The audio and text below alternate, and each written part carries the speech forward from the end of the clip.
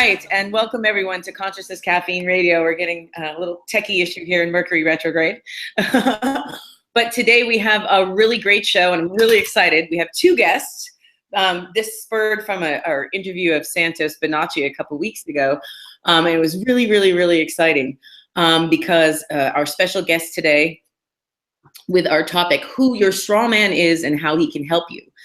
With Night Star Steve McCrae from over in the UK, and he is a legal expert and has expert in all legal matters website, a lot more than that, but we're going to be covering everything that we go into certain times, but Steve has nailed down the entire process of fully stepping into our sovereignty and how that straw man can actually assist you in what it was actually so allegedly created to do. They're going to discuss all the various different aspects of law, different kinds of law, the Sestuike v. Trust and its acts, and that goes back to King Henry VIII and this the act in 1666. And I'll let them explain that because they're going to do it a lot more better than I. The legal name fraud and why this is all very important to you, especially at these times here on Earth. So I'm Rainbow Warrior Goddess Lisa. This is my host, Brett Starr, the Debt Master. How you doing? It's great to see you. I don't know what's going on. We are having a few technicals by the look of it because I'm not coming up on the screen either. But it is great to have you, Steve. I help people get out of debt, but your technique shits all over mine. I'm really excited to hear about. And as well, I lived in Glasgow for 3 years, so I've got a bit of a Scottish connection. And it's great to hear a Scottish accent as well as strong as yours. I've been in Manchester for a long time. Mate, you're never going to get rid of it, just like I can't get rid of my Aussie. All right. That's true. We actually have two guests, as I said. So that's Steve. He was our guest, and when we approached him about having the show, he said he wanted to do it with our other guest, who's a regular and dear friend, Santos Bonacci. He's an educator, a researcher, a visionary, known as Mr. Astrotheology, a good friend and a brilliant man in his own right. So what we are doing is bringing the two of them together, and we're going to go synergy to a higher octave of where we've gone before with any of this, and I'm really looking forward to it. So Santos meets Steve, Steve meets Santos. Say hi, guys. Yeah, I should just, there you go. Hey Steve, pleased to meet you, brother. I have been watching, I've watched all your videos on your channel, and I've really enjoyed them, and followed everything about the EDPs, the coat of arms, the manor roll, the seals. So I'm pretty aware of your work, and I'm appreciating it. Thank you, brother. Pleasure to be with you. Yeah, thank you very much, Santos. I'm a big fan. Always been a big fan. I've watched all your videos and YouTube links and everything on your website. And respect where it's due. You have got it nailed on the head yourself. Thank you, brother. Wonderful. Alrighty, everyone. So why don't we start? I usually start this show with how we kind of got to where we are today, interviewing you about this particular topic. And I know that's probably a very long story. None of us generally tend to stumble into this information without something happening that makes us take a look at it, because it's really kind of banal and law. I mean, it's not really exciting. Not when you first start looking at it anyway. So why don't you just share a little bit about your story and how you got in to be an expert in all legal matters, and why we have you here to help show people how the law that we're taught exists and how it exists is not what it is. Sure, yes. Thanks, Lisa. Well, it's quite easy, really.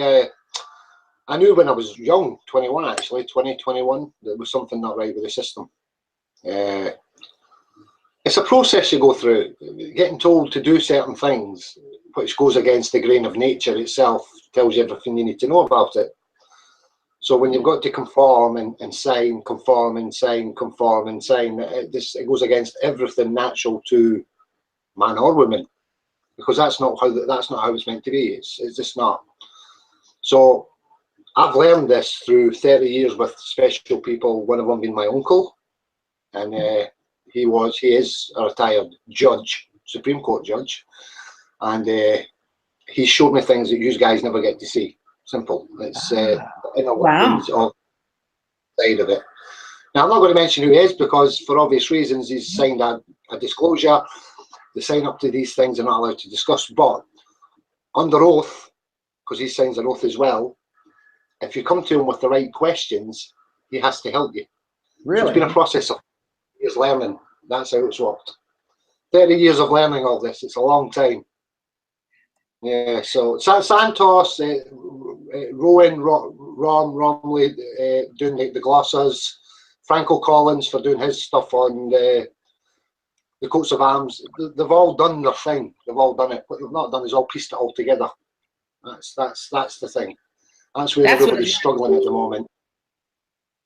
Sorry, I didn't mean. You're all struggling with that side. No, you're all struggling with getting a remedy from that side of it because the system's designed not to give you that remedy. Exactly. They don't. Actually, they want to feed off you. Yeah. No, I'm just going to tag on the remedy there because actually Santos and Brett both know. Everybody wants a remedy. Everybody wants a remedy. I get asked this all the time. It's a process. You've got to do it right. Everybody, I'm not saying anybody's doing it wrong, and that's not my job to tell people doing it wrong. There is a system that's put in place, but in 2012, when the Pope Francis did his famous speech and did his famous decree, that was it. It told everybody that if you do it right, you will get the backing of certain things that were never been back behind you before. Things open up for you when it's done right. And the people I work with, i.e. clients, are now seeing the benefits of doing it the right way. Things that were not accessible are now accessible to them. And this is where the conflict is, because they grudgingly corrupt through generations of time. The powers that be, families, we all know it's the Vatican. Everybody knows it's the Vatican via certain families, Windsors and whoever else. Santos talks about it. He's spot on with everything he says. It's absolutely spot on. The point of the matter is, they are meant to govern these domains right, and this is a problem we've got. They're not doing that right, and this is where the abuse is coming in. You're not getting looked after. You're not getting looked after. That's a new one. I'm not sure who Mandy is. They were on the other call though. Oh yeah, it's just there's a few trying to get on. There's a lot of people. Well, that's okay. When all the people get on, everyone's we're all good. Started it. Brett just mutes everybody's microphone except for ours when we get to the question and answer session, and then we can open up the mic, and they can type their questions in the comment box. That's our new Rainbow Warrior Circle. Everyone can have a discussion in the comment box. You have any questions? Because we encourage. Mandy, how are you? Nice to meet you. Hi, Mandy. We encourage conversation and questions once we get to where we're going. But I really want you to bring out a little bit of the information, just how that's done. I myself and Brett and Santos know my story, but what really I had already seen kind of the big picture pretty much without getting really detail oriented about it. And I was a single mom and I lived outside the system. I did the whole, and unfortunately, long story short, it led to my son being taken from me, being accused of being a conspiracy theorist and not vaccinating, medically abusive, et cetera, by my mother, of all people, who couldn't handle the truth and was using the school system because she wanted him to be raised normal, watching television, not having long hair, not being allowed to wear pink t-shirts. Boys don't wear t-shirts, things like that. But also about my lifestyle because I was way outside the box.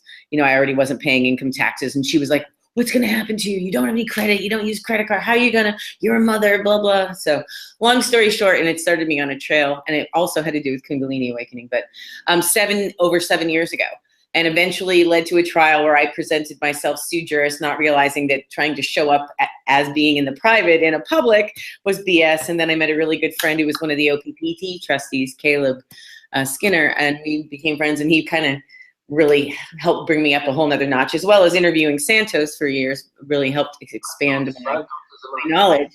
But I've authenticated my son's birth certificate only at the state level because then they were co-opting them at the Fed.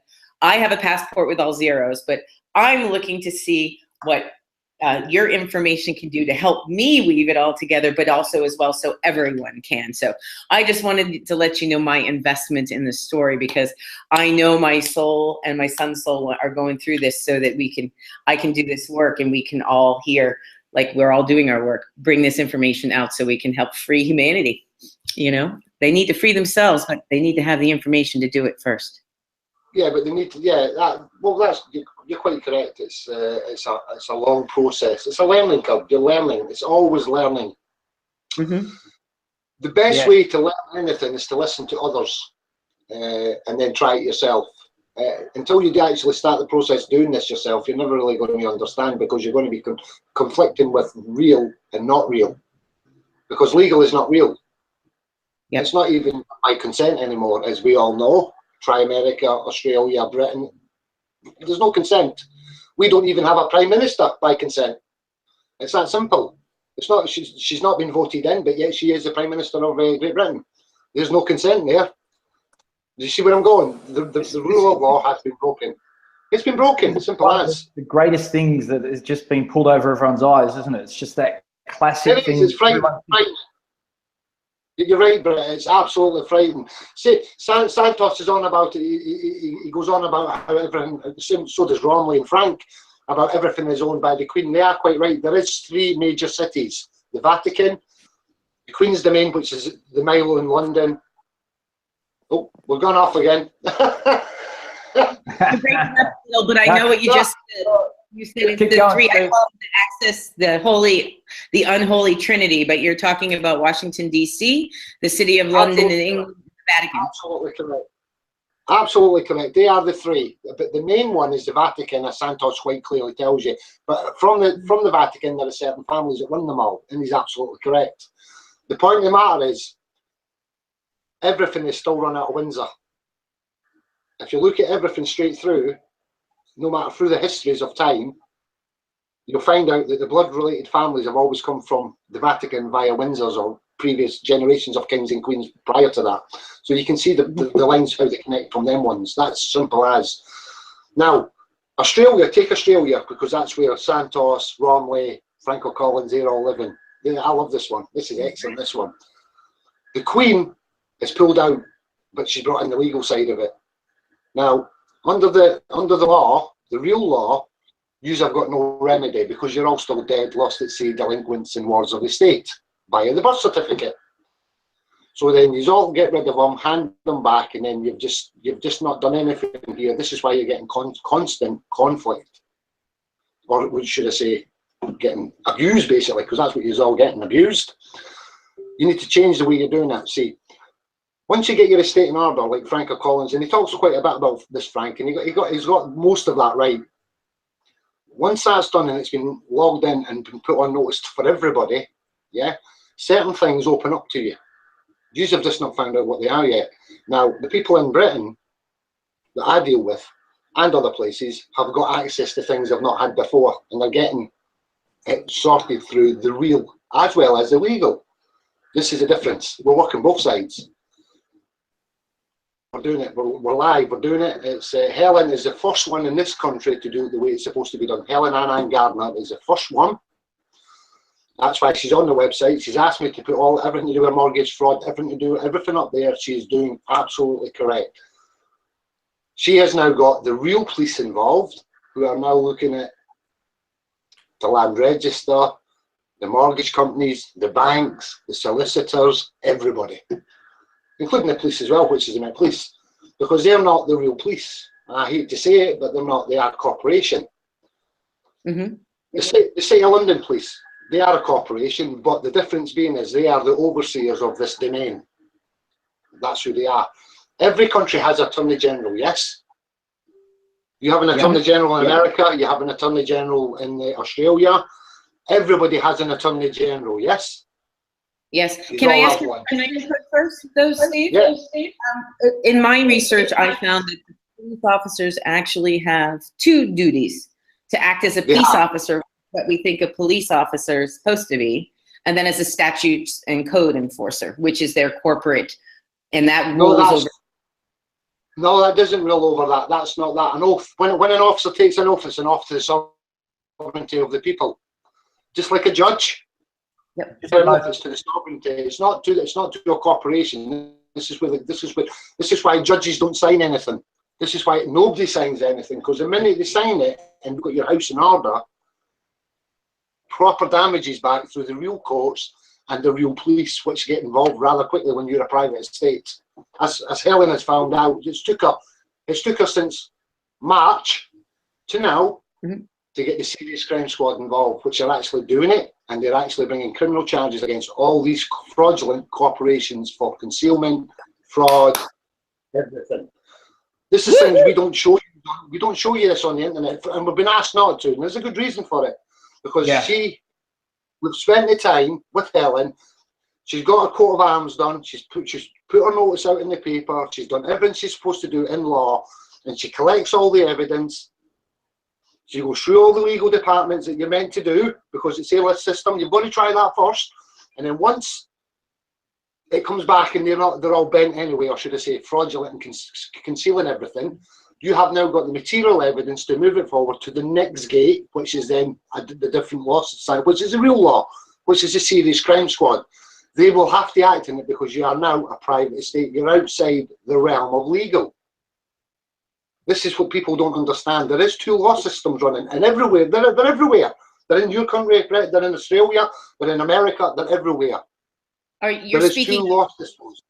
You're speaking of maritime admiralty law, which is the law of the sea, Absolutely. as opposed to common law or natural law or canon law. There's a lot of laws. Why don't you elaborate? Forget the common law. Well, under the Unum Sanctum of 1301, right? The Motu Proprio, the Unum Sanctum. The Pope back then turned around and told everybody, creature and all man was under their Holy See protection. Now, the Holy See is not a chair like everybody thinks it is. It's a Holy See. It's what you can see and can't see. This is what it is. We're all combatants. Well, it's true. We're all combatants. So as of 1303, we did not put him back on. We were not here then. So you could not put him on notice to say, I don't want to be part of this. Do you understand what I'm saying? You have never put him on notice. So they're quite right with what they've done. You guys are now under the protection of the Holy See, but you're all still combatants. Hence why every king or queen or every prime minister or whoever have changed and put Sesquive acts in throughout the ages. So your land goes from you, you can never hold any title, you're lost, you don't own anything. But you never owned anything anyway, because you're only here as kings. That's it, you're only here for a short period of time to look after what you can have, and then you move on somewhere else to the bigger plane, to the higher consciousness. This is just a learning tool. It's just a learning tool. That's all it is. You just need to learn it quicker than everybody else, and they don't want you to learn this. Breaking you all up and not talking to you, that's the best thing. Religion, getting everybody under different religions, absolutely priceless. It's one of the best things I've ever heard. Maybe that you can everybody. I think it's priceless. Forget the fact that we're all creatures and we've all got some sort of being. We're all beings of some sort with consciousness. Yeah, we're all different religions. Hello, no, we're all one because we're all the same species. Simple as. Let's just get that right for the start. And we're all human, and we're all here. Well, human, they'll break that down. I go more with the conscious side, mate, because we're all connected. We are all energy. You're energy. It's all to do with energy and vibration. And this is what it's always been about. And they don't want you to see that. That's the things they don't want you to see. Because if you ever tune into it like Santos has, things open up. David out, things open up for you. Lots of people have actually started doing it, getting in the meditation, clean eating, clean food, getting rid of all the junk, proper. Me, I still smoke. I don't drink, but I do smoke. But I'm a vegetarian now. But I've got faults like everybody else. I'm not perfect. I've just been lucky to be advised by the best. And once I got to the stage, I just started bringing it out bit by bit, piece by piece, because I've got to be careful, because at any time they've already attacked the website already to shut it down. Yeah. Somebody attacked it. They did attack it last week. It was down for 7 or 8 hours. And I got emails, my IT guys got emails, and they said they were directing at the website, Steve. They were directing at your website. Now, it is protected, but It shows you on a daily basis that it's getting attacked because they don't want you seeing what we've got out there. I've not nothing. Everything on the website is true. You can link all this up and look at it yourself. They're all linked. I'm just showing you things that are not accessible to you. And until you do what you're supposed to do in law, real law, come forward, proclaim yourself to be alive, not a delinquent, dead, lost at sea in the world of the state. Because that's what the certificates are. We all know what they are. Everybody does. But there's two systems here running side by side, guys. You need to see the both of them. Helen's never seen it before. Helen has now seen it. It's a slow process. It's not fast. It's not done snap of your fingers. They are watching to make sure you get your shit in order. Should I beg the French? I'm just going to say it. Until you're man enough or woman enough to stand up and hold the reins of what you're now going to get, I'm never going to give it to you because you're not responsible enough for it. Does that make sense? Yes, absolutely. Because you don't own it. One thing I really liked about watching your first video that you put up on YouTube, went for an hour. It looked like you were head down to London for a talk. I was in Nottingham. You were very strong, and that's what it came down to. Which is, I really love that because that really does show you that it can be done, and it's all there. It can be done.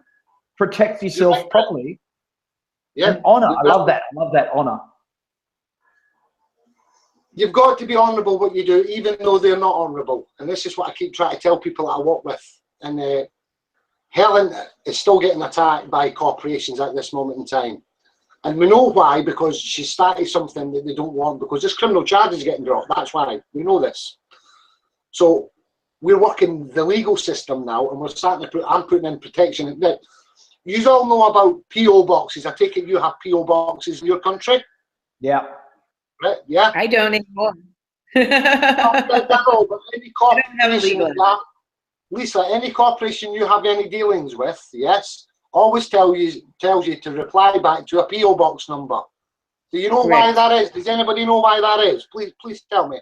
Actually, my mate actually had it as he had his business set up there years ago. I can't exactly remember, but it was something to do. It was obviously legal, and it wasn't so they knew where he lived, kind of thing. You know, where the business was set up. Well, there's two reasons for it. One of them is liability. You can't bring a post box to court. It sounds funny, but it's the truth. And secondly, the second one about it is you've now changed address. So you've now protected your own address. Because they can never ever send. Post box is outside of your estate or your house. It's private. It's got nothing. Doesn't a PO box put you in their jurisdiction? Yeah, no, it doesn't. It doesn't put you in any jurisdiction. It brings you into the realm of the postmaster, or in Britain it'll be the Queen, because she runs on this. Her Majesty Regina runs all that. So that's the stamp on the Queen's Royal Mail. The difference being is you're now protected by the Queen under the legals.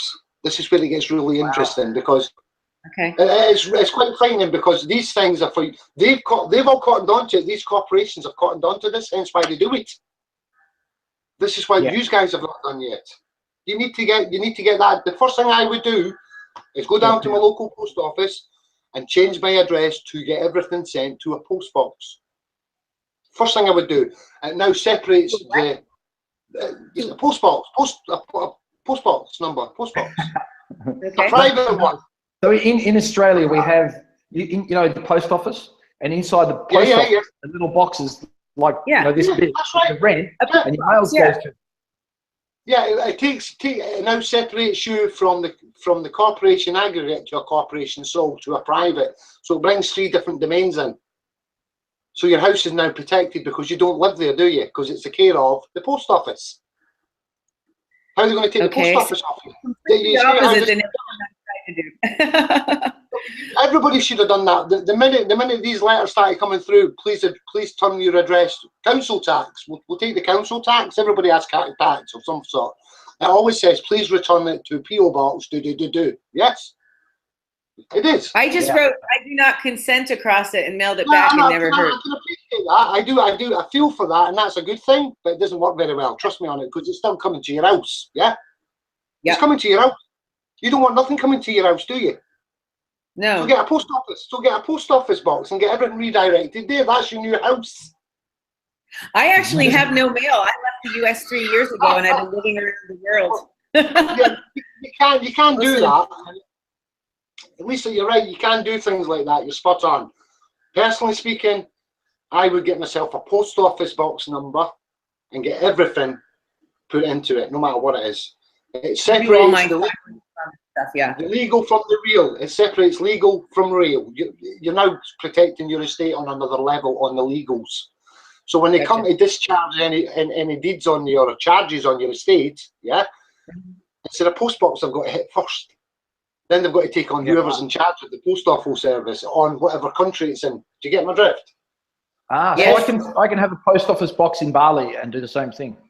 Absolutely correct. Keeps everything out your estate and keeps it private. This is what I recommend everybody doing, because they do it to you guys. Do it back. Until you get it sorted and get it all sorted, play the game. It's a game they're playing with you. It's a business transaction. This is all it is. It's nothing personal. I know it is personal. Oh, Santos. Yeah, can I jump in? Santos, I don't think I've ever had him need to be this quiet ever in any show. I really Santos would like to take this. Yeah, I want to be doing more listening than speaking tonight for sure. Just a question. So are you saying redirect your mail to the post office box, or change your address in every place possible to the post office? Absolutely correct on the second one, Santos. Absolutely correct. I recommend everybody do that. Everybody should do that, because they do it to you guys. So do it back. So would that be on a license, like a driver's license? You go in and you say you want to change your address, right? Yeah, you're doing this through legals. This is a legal thing. You know that, yeah? Yep. So your house number and the road you live on is capitalized. You know that, don't you? Yes. You know why that is, don't you? Yeah, well, it's an office, it's a corporation, it's dead. It's an office. It's an office inside another office. Absolutely correct. And to get to one office, you've got to open one door. Yes. Yep. Absolutely. So think that way now. Think just like an estate. Yeah. Mm-hmm. An office inside another office. It's all trusts. So think of that. Think that way. That's just how you think it. So you're now taking all of your external mail for your trust estate and putting everything into your new address, which is now a PO box number under their legal system. Yeah. Yep. Takes it outside of your estate. True. Now, I don't know why I'm thinking this, but I'm not sure whether all government departments now allow you to have a post office. They want a street address, I think. Exactly. No. Have a read. You're entitled to have even as a company. You can actually open up a company. Helen's opened doors up. Helen and Gardner Estate. It's a company. It's an estate company through that postal address. So any dealings with the estate has to go straight to that post office box, because it's hers. She's paid for it privately, £125 for the 6 months.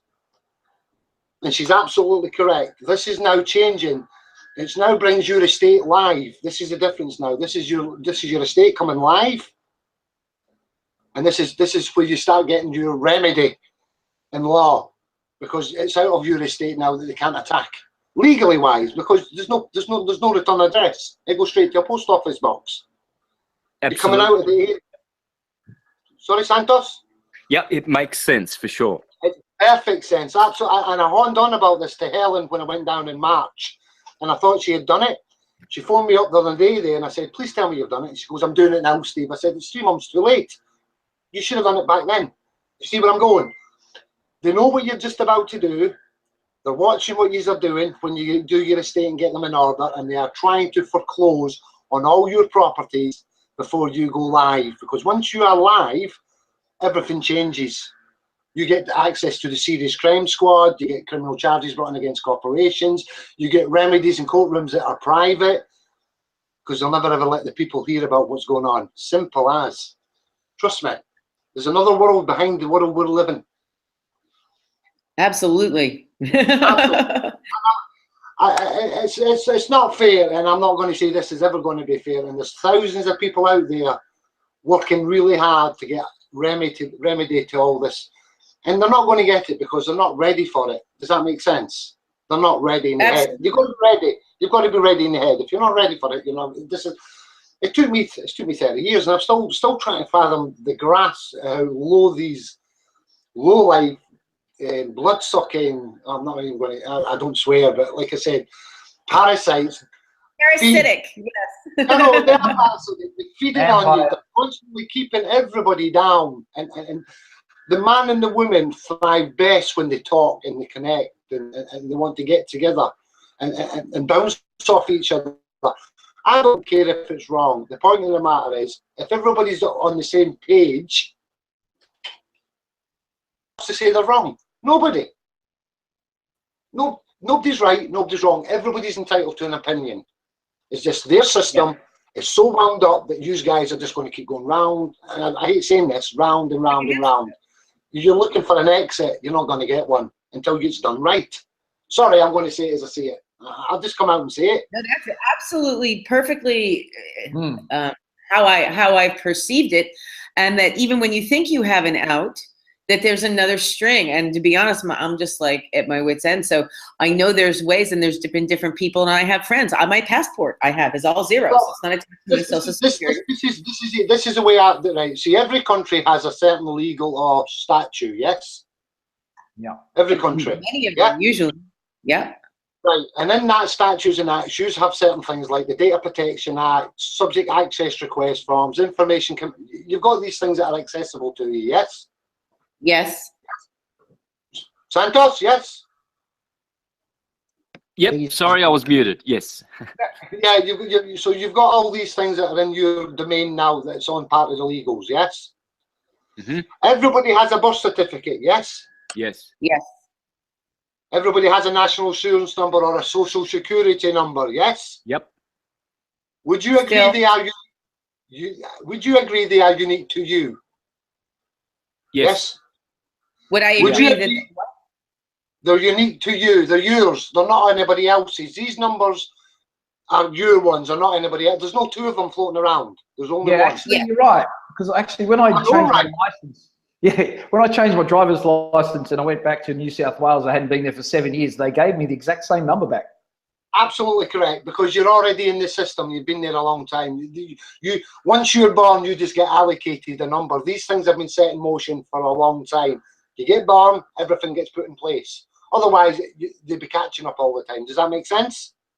Yeah. Yeah, it's like a UPC code for you. Yes, it's like a UPC code.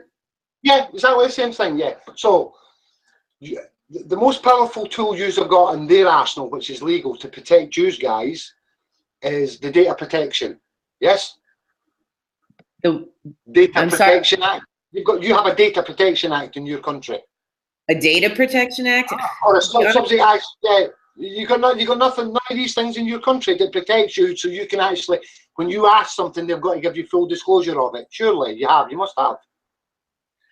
To be honest, I stopped really getting into any of the focus on what was going on in the mainstream, and after the NDAA, that was the last one I looked at. They have they have a million acts, and they're constantly adding and passing and repealing them and putting in other little things that smuggle things under. It's all just such bullshit. But it basically just is every act, like the No Child Left Behind, does exactly the opposite of what it professes. Obamacare, that had nothing to do with helping anyone. Let's kill them quicker. Kill them quicker. Absolutely correct. Yeah. But there is system. There is things placed in every system and every domain that helps the man or the woman. Helps any man or any woman if you've not committed a real crime. A real crime I'm on about, not a legal or act or a statute. Not a statute or code violation, but you've done harm to another person. Absolutely, or trespass or do any torts or anything like that. These are things that are for your protection. You need to act on them and use them properly. You're entitled to full. Everybody, no matter where you live, is entitled when you ask to get full disclosure. The minute they don't give it to you, would you conceal that as concealment? If somebody doesn't give you what you ask, the minute you ask for something and you don't get what you've just asked for because you're attached to it, would that not be classed as concealment? Yeah, absolutely. Yeah, Absolutely. but that's correct. my son, the perfect example. My son. Absolutely. Now, the process is under the legals, you will never get any higher than in whatever state police or criminal, well, not criminal because you won't get to the criminal yet, any of these domains for like in our country, we have, there's a process. We go to the Met Police. They direct us to action fraud because it's a civil offence. Yes, civil. It's not criminal. Yes. So that's how it works in our country. From then, they investigate the fraud or the alleged fraud. They say they investigate. Yeah, that's it. No, but this is beautiful. This is beautiful. No, but this is what it's all about. Let them do their job. You're just waiting on the evidence, aren't you? Yeah. Yes. What kills somebody more than anything is the paper. But a dead legal entity in a city of... You don't need to argue with the paper. Your Honour, it's all here in black and white. Have a read. I've not said this. This is what these guys have sent me back. Look, they've said, look, I've given them all this evidence. They've turned around and said, this is not fraud. So if they've said it's not fraud, yet we've got the evidence to prove it, has he not just broke his duty of care to you? Because he's overseen.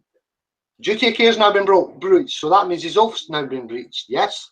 So then that means there's no rule of law. Yeah. No rule of law. Absolutely correct.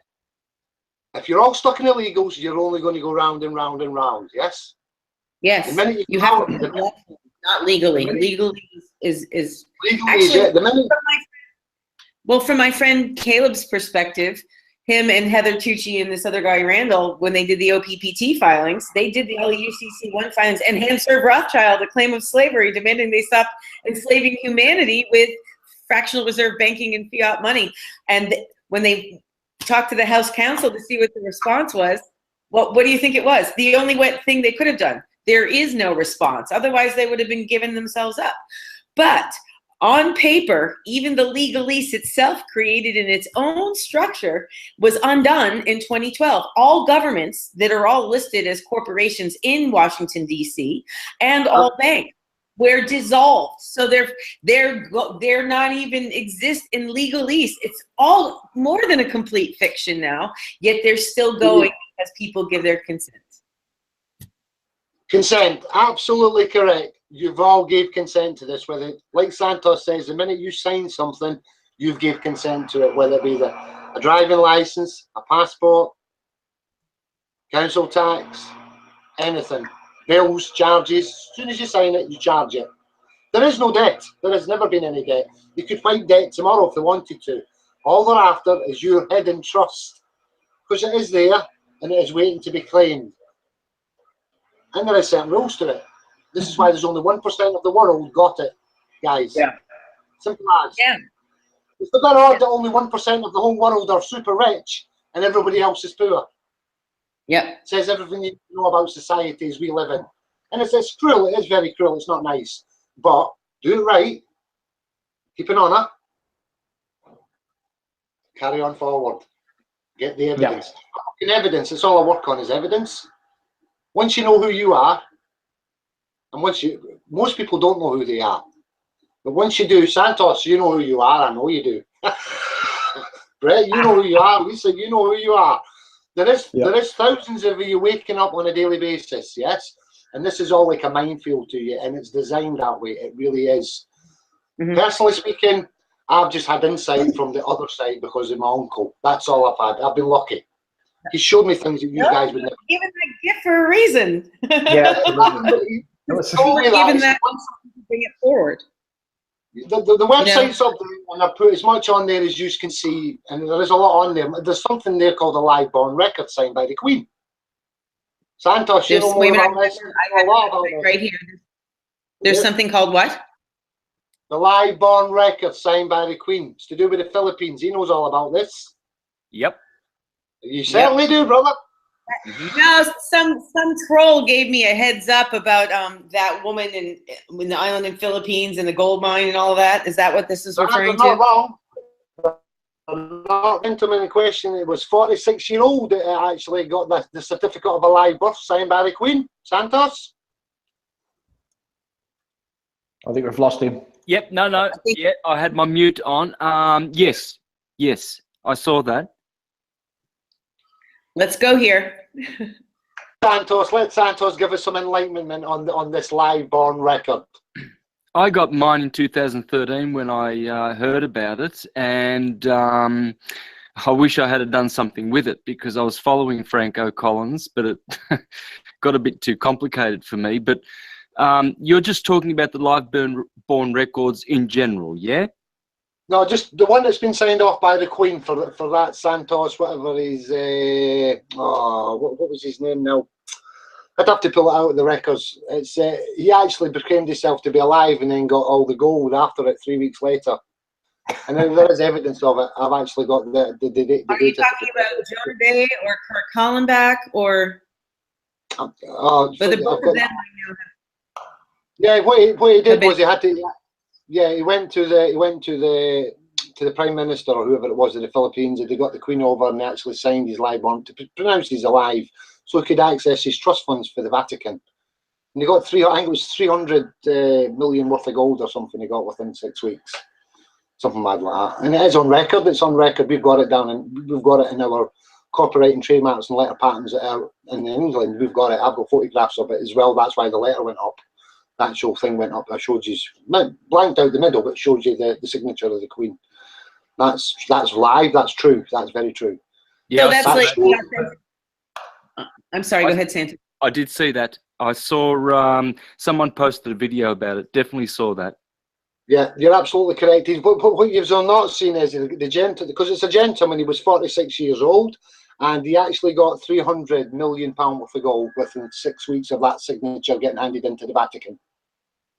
Wow. See, I've authenticated my son's birth certificate, but not mine, because I was in the process of learning how to right before I decided. I just was done with the U.S. I had to leave. I've been activist on many levels and, occupy the whole thing. And I was done being beaten and abused by cops and thrown in a cage when they couldn't even arrest me because I refused to be. No. And I have a big mouth, and anyone who knows me, right, Brett?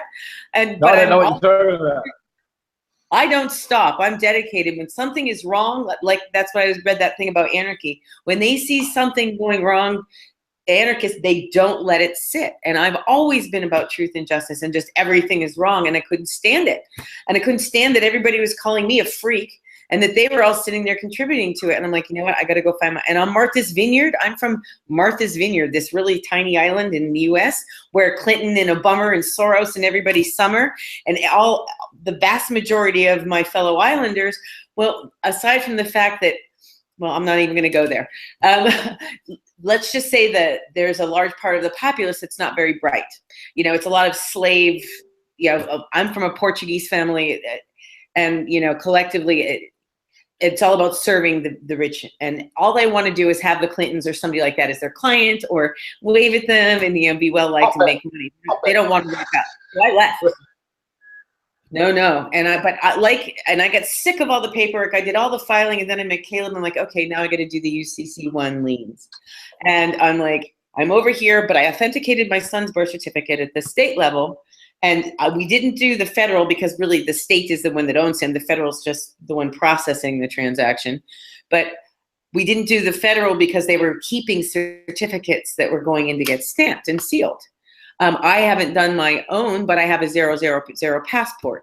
I know there's a process to eradicate your social security number, but what you don't know, I'm sure you heard about everyone accessing the birth certificate, the TDA accounts and all that. And yeah. They're not yours. They're not yours, they're companies. I get that, but I think that everybody doing. You try to steal the money out of that, because that's what will be class stealing, because somebody else has already bought the privilege of that because it's a bond. It's a securitized bond. Exactly. Well, that's what Caleb had said. First of all, he goes, your fraud does not make their fraud okay, number one. Second, he eradicated that entire system so it doesn't exist. And participating in it would be trying to give it life from his perspective. So I get it all. I didn't have my social security number, my birth certificate. I looked it up, but I was thinking to, do whatever. But I was going between Bali to Europe. It's complicated. I live out of a suitcase, and I'm like, I needed to keep up, and there was too much going on. So I didn't get involved with it. But the fact of the matter is, at least it's that even though they're doing it inappropriately, it's bringing attention to the masses that think that they can have access. But that's also what Caleb and I talked about a lot. What really bummed him out was that the only people that came were because they wanted their $5 billion. It wasn't that they wanted to realize who they are and they didn't need to worry about any of this. And that's the kind of the more attitude I took. I was like, fuck all this paperwork. Fuck all this bullshit created out of thin air. It doesn't exist. I'm going to go live my life the way I want, and I'll find my way through, and I have.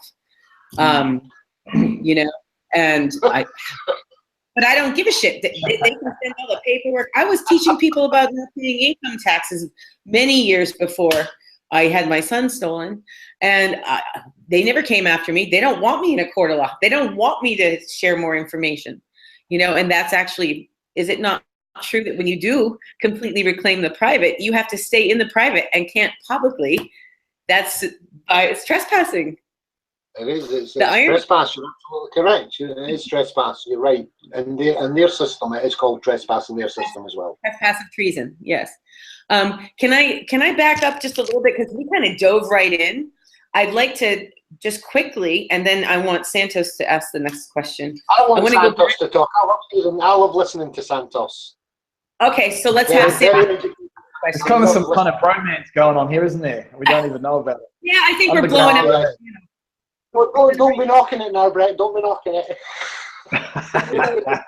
I'll ask you this question, Santos, then. Why don't you give a brief synopsis, because it's what I put in the information for the show, about how the Sestuy KV, first King Henry VIII, and how he stole all the wealth of the poor people, and then the Act of 1666, and how that transcribes to where we are now, just briefly, so people understand how that particular declaration by Henry VIII, and then I believe it was the act that was passed in 1666, and then Queen Elizabeth did something. They kept jacking it up more and more. Oh, you can't have access. We take all your land. You can't have it. And then, oh, well, you know what? You can, but you know, only within 20 years. If you're not there within 20, if you don't claim it within 20 years, it's gone and you can't have it, and et cetera, et cetera. Could you just explain the Sestuy KV a little bit, and why it has importance into this discussion that we're having at this second? Okay, well, to understand the Sestuy KV Act, you need to go back to Pope Boniface VIII, which Steve has already mentioned. He created Unum Sanctum, which is the first express trust papal bull in history. And 3 more were to follow. One was in 1455. The other one was just 10 years before Columbus set sail. And then there was one in 1539 called Convocation by the really, really revolutionary Pope, who was a Farnese, the most powerful family in history, from ancient Persia, Farnese. And he was Pope Paul III. He wrote up Convocation. He sponsored Ignatius de Loyola. And he also started the Reformation. Martin Luther was funded by the Jesuits, which were created also by this Pope. And he convened the Counter-Reformation in 1545. So they were behind both sides of that. Okay, so they were behind Martin Luther and Calvin.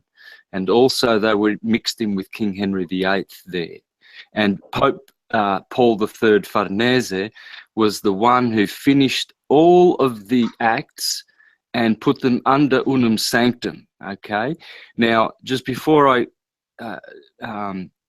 tidy that one up, you need to go back also to Justinian in the 5th century, okay? If our timelines are correct, this is when the elite families began to realize how to control people through money and these false trusts, or de facto trusts, I would say, because they're not de jure. They don't belong to the national treasury system, you know.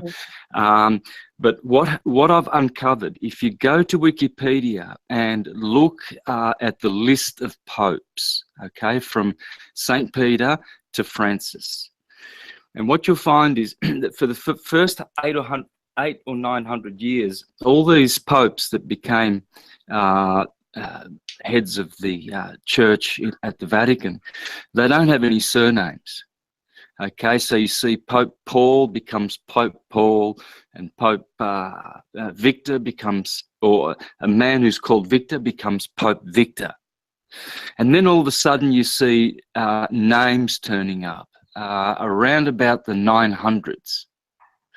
Now, because surnames, I mean, surnames, surety names, they are corporations.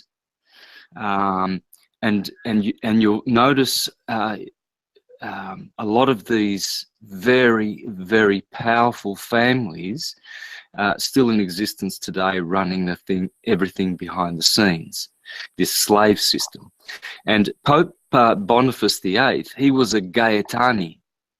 Now, Gaetani is one of these ancient Roman bloodlines that married into the other 12 families, and I know them off by heart, okay? So I'll name the families that Gaetanis are involved with. These are the conquistador families who funded the conquest of the Americas, okay? The Gaetanis in 1302, they were very, very powerful.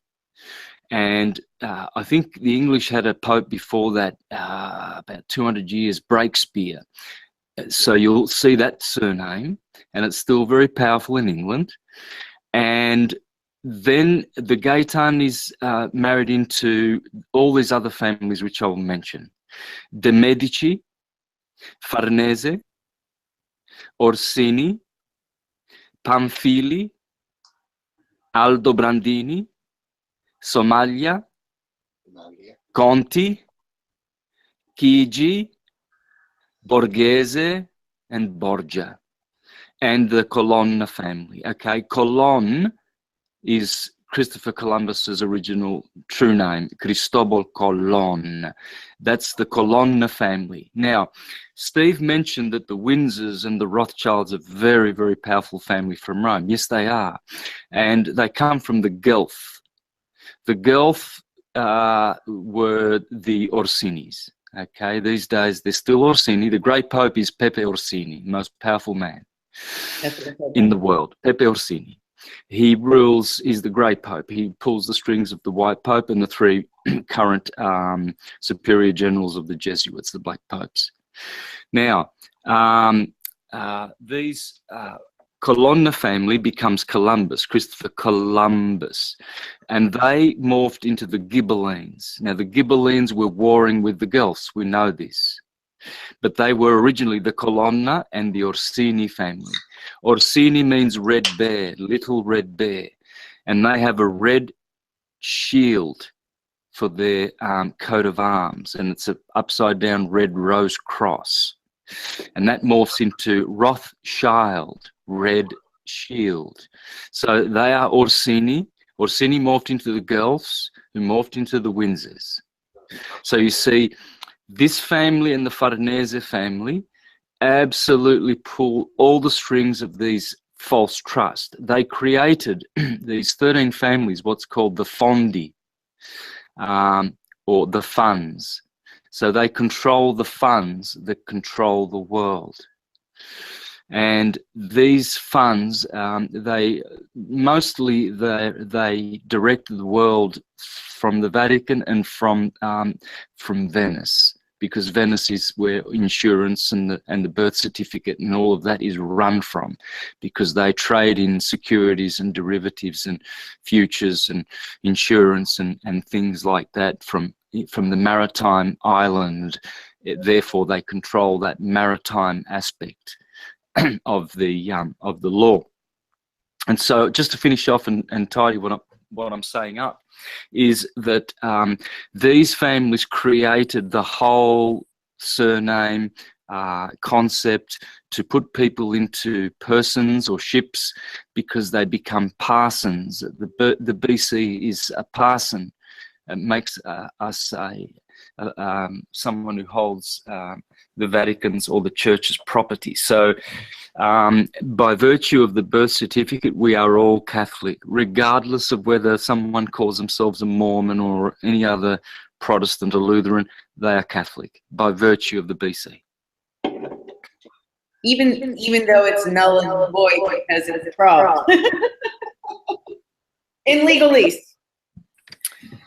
Yeah, well, because it piggybacks off our record, our live born record. A record is different. It's de jure. It's belongs to the treasury system of nations. The Vatican can only create countries. Countries are on paper. They're corporations. They're persons. They're dead. So we've got citizens of countries rather than nationals of a nation, natives. Well, what you're discussing actually is the difference between a live certificate of birth and a birth certificate. They're very different. A live certificate of birth, we call it in the US, but it's a birth record, and that's what I used to authenticate for my son. That's the one you need. The copy is no good. You need the live one, and then get that sealed. And what that does at the state, you can do it both at your state level, which in our country, you go to the Attorney General there, and you have it a specific seal, and that frees you in there. And then you go to the federal, which was John Kerry before the election, before I left. I don't know who it is now, and I don't care. But you go and you get a certain seal, and it's about a stamp saying, you just tell them you need it for travel, for business purposes, literally, and they give you a stamp. And what it does is it shows that you're not lost at sea, that you're of the age of majority, and you no longer need to be cared for by the government, aka the Vatican, whatever, correct? Scenarios without getting arrested or being thrown into a psych unit for speaking in a court talking about all this stuff, because the judge will send you for a psych evaluation and think you're crazy in front of everyone. I did that enough too. No more. Yeah, so how they roped us in is they created plantations. You see, the first 13 companies which morphed into colonies, which morphed into states, those 13, they go back to these families, and you'll see that, you know, they have District of Columbia. Well, that's the Columbia family, the Colonna family, the Ghibellines. Yeah. Okay, they're still there. They're from Genoa, whereas the Guelphs were from Venice. The Genoese went westward, and they funded through Columbus. They funded that. It was a conquest from the start. They brought diseases over there to decimate the population. The Borgia Pope Alexander VI in 1493, when Columbus returned, signed the Treaty of Tordesillas, and then he carved up the Americas, the Borgia family. Everything west of 1,500 kilometers would be Spain's, and everything east would be Portugal's. And so then England and the Guelph power faction there, they wanted in on that, so they conquered North America. And the French also, because they didn't like the Borgias, the Spanish family, very powerful family, you know, from the ancient Carthaginians. But these bloodlines, they're still there. And I just needed to finish with how they made these plantations, and they roped us in, telling us that we were going to be free from the Inquisition of the Dominicans. But what they didn't tell us was that the Jesuits took over. Okay, the Farneses and the Borgia, they founded the Jesuits with Ignatius de Loyola, and they would forever control left and right, the Protestants and the Catholics. And the New World Order has been around since then. It's not coming. It's the Sestwit the commercial dead person system, which has piggybacked on God's law, which is Democratic Republic constitutions. Australia has one. It's called Federation 1901. We have a beautiful constitution, and that is God's law.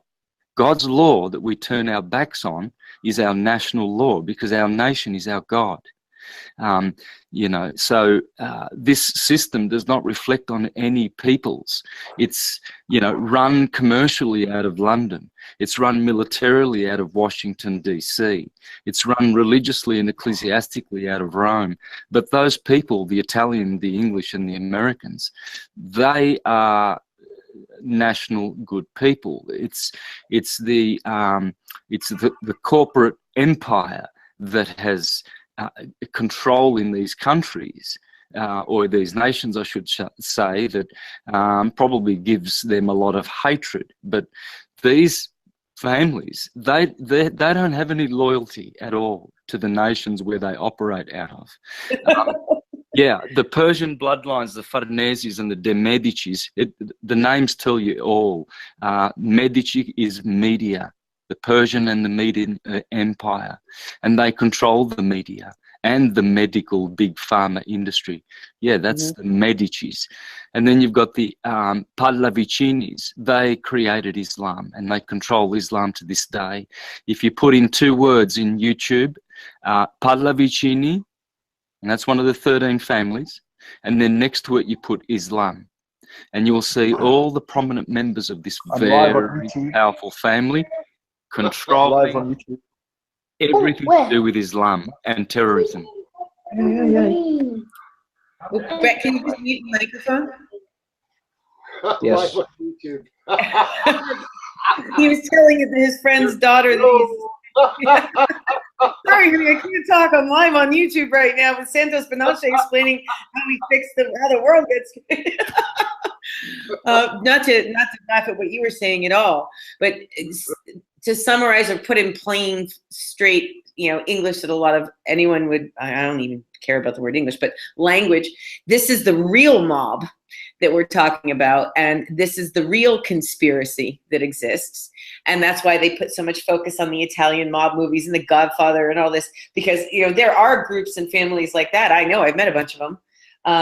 They're different. They're the lower echelon of these, but they want to put the focus on that. Just the way, instead of talking about the satanic pedophiles of power and their satanic ritual abuse and their black magic and all the rites and their sacrifices and all this, they want to try to put the attention, oh yeah, the human trafficking, the missing children, this one pedophile. No, it's not this one guy or a porn ring. The whole thing, they let it out there, but they only let the lower echelon people take the hit. Just like, you know, Abu Ghraib, you know, those orders to beat and abuse and murder those people and torture them came from high in the military. But of course, only the guy taking the orders that had to do it is the one getting in trouble. The same thing on a global level, correct? Yes, absolutely. Yep.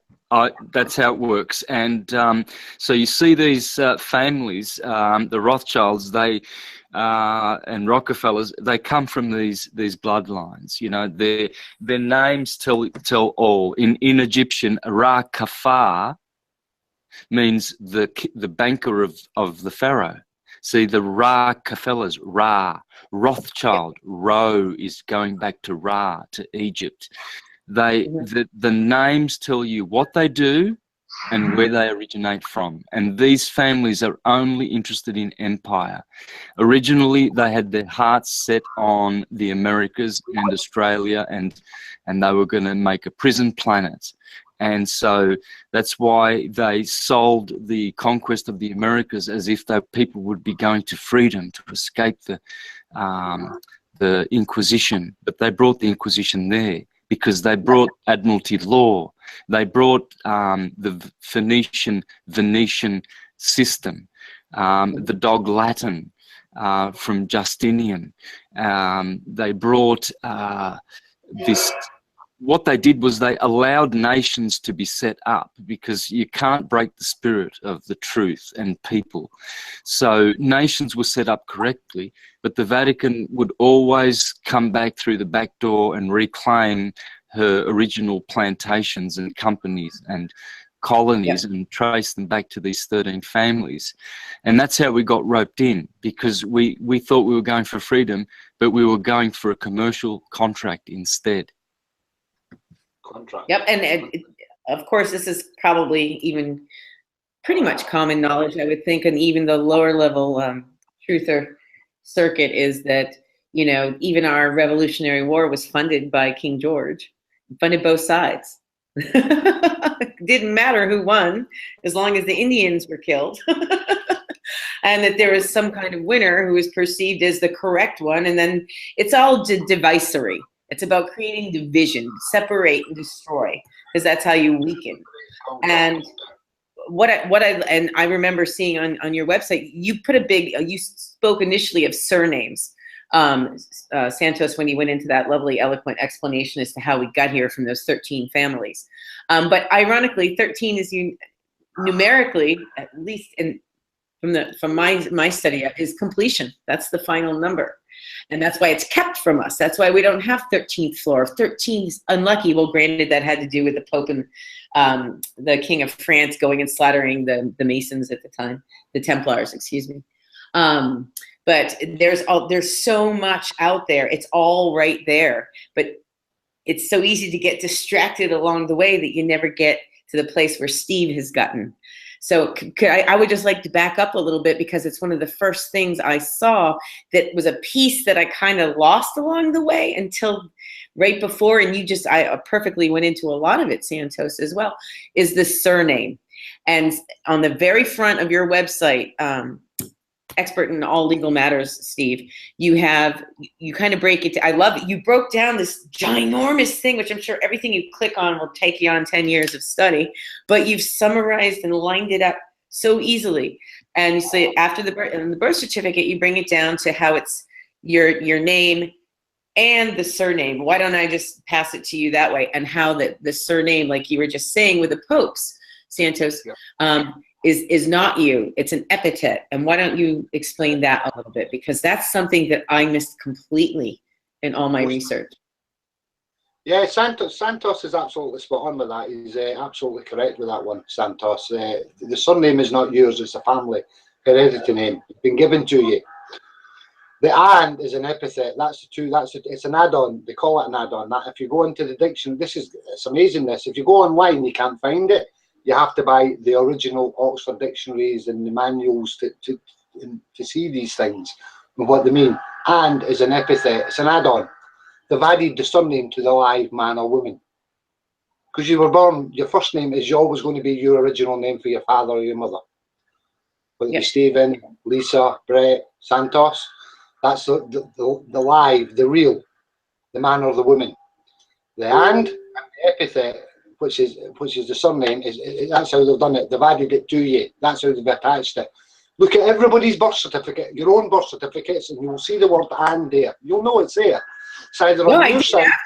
I have it with me. I travel with it. I don't keep it anywhere because there's always something else coming out about it. So that basically is the name of your slave master clan that was filtered down. So I can absolutely. Santos is spot on with that. That's how they've done it. They had to attach it.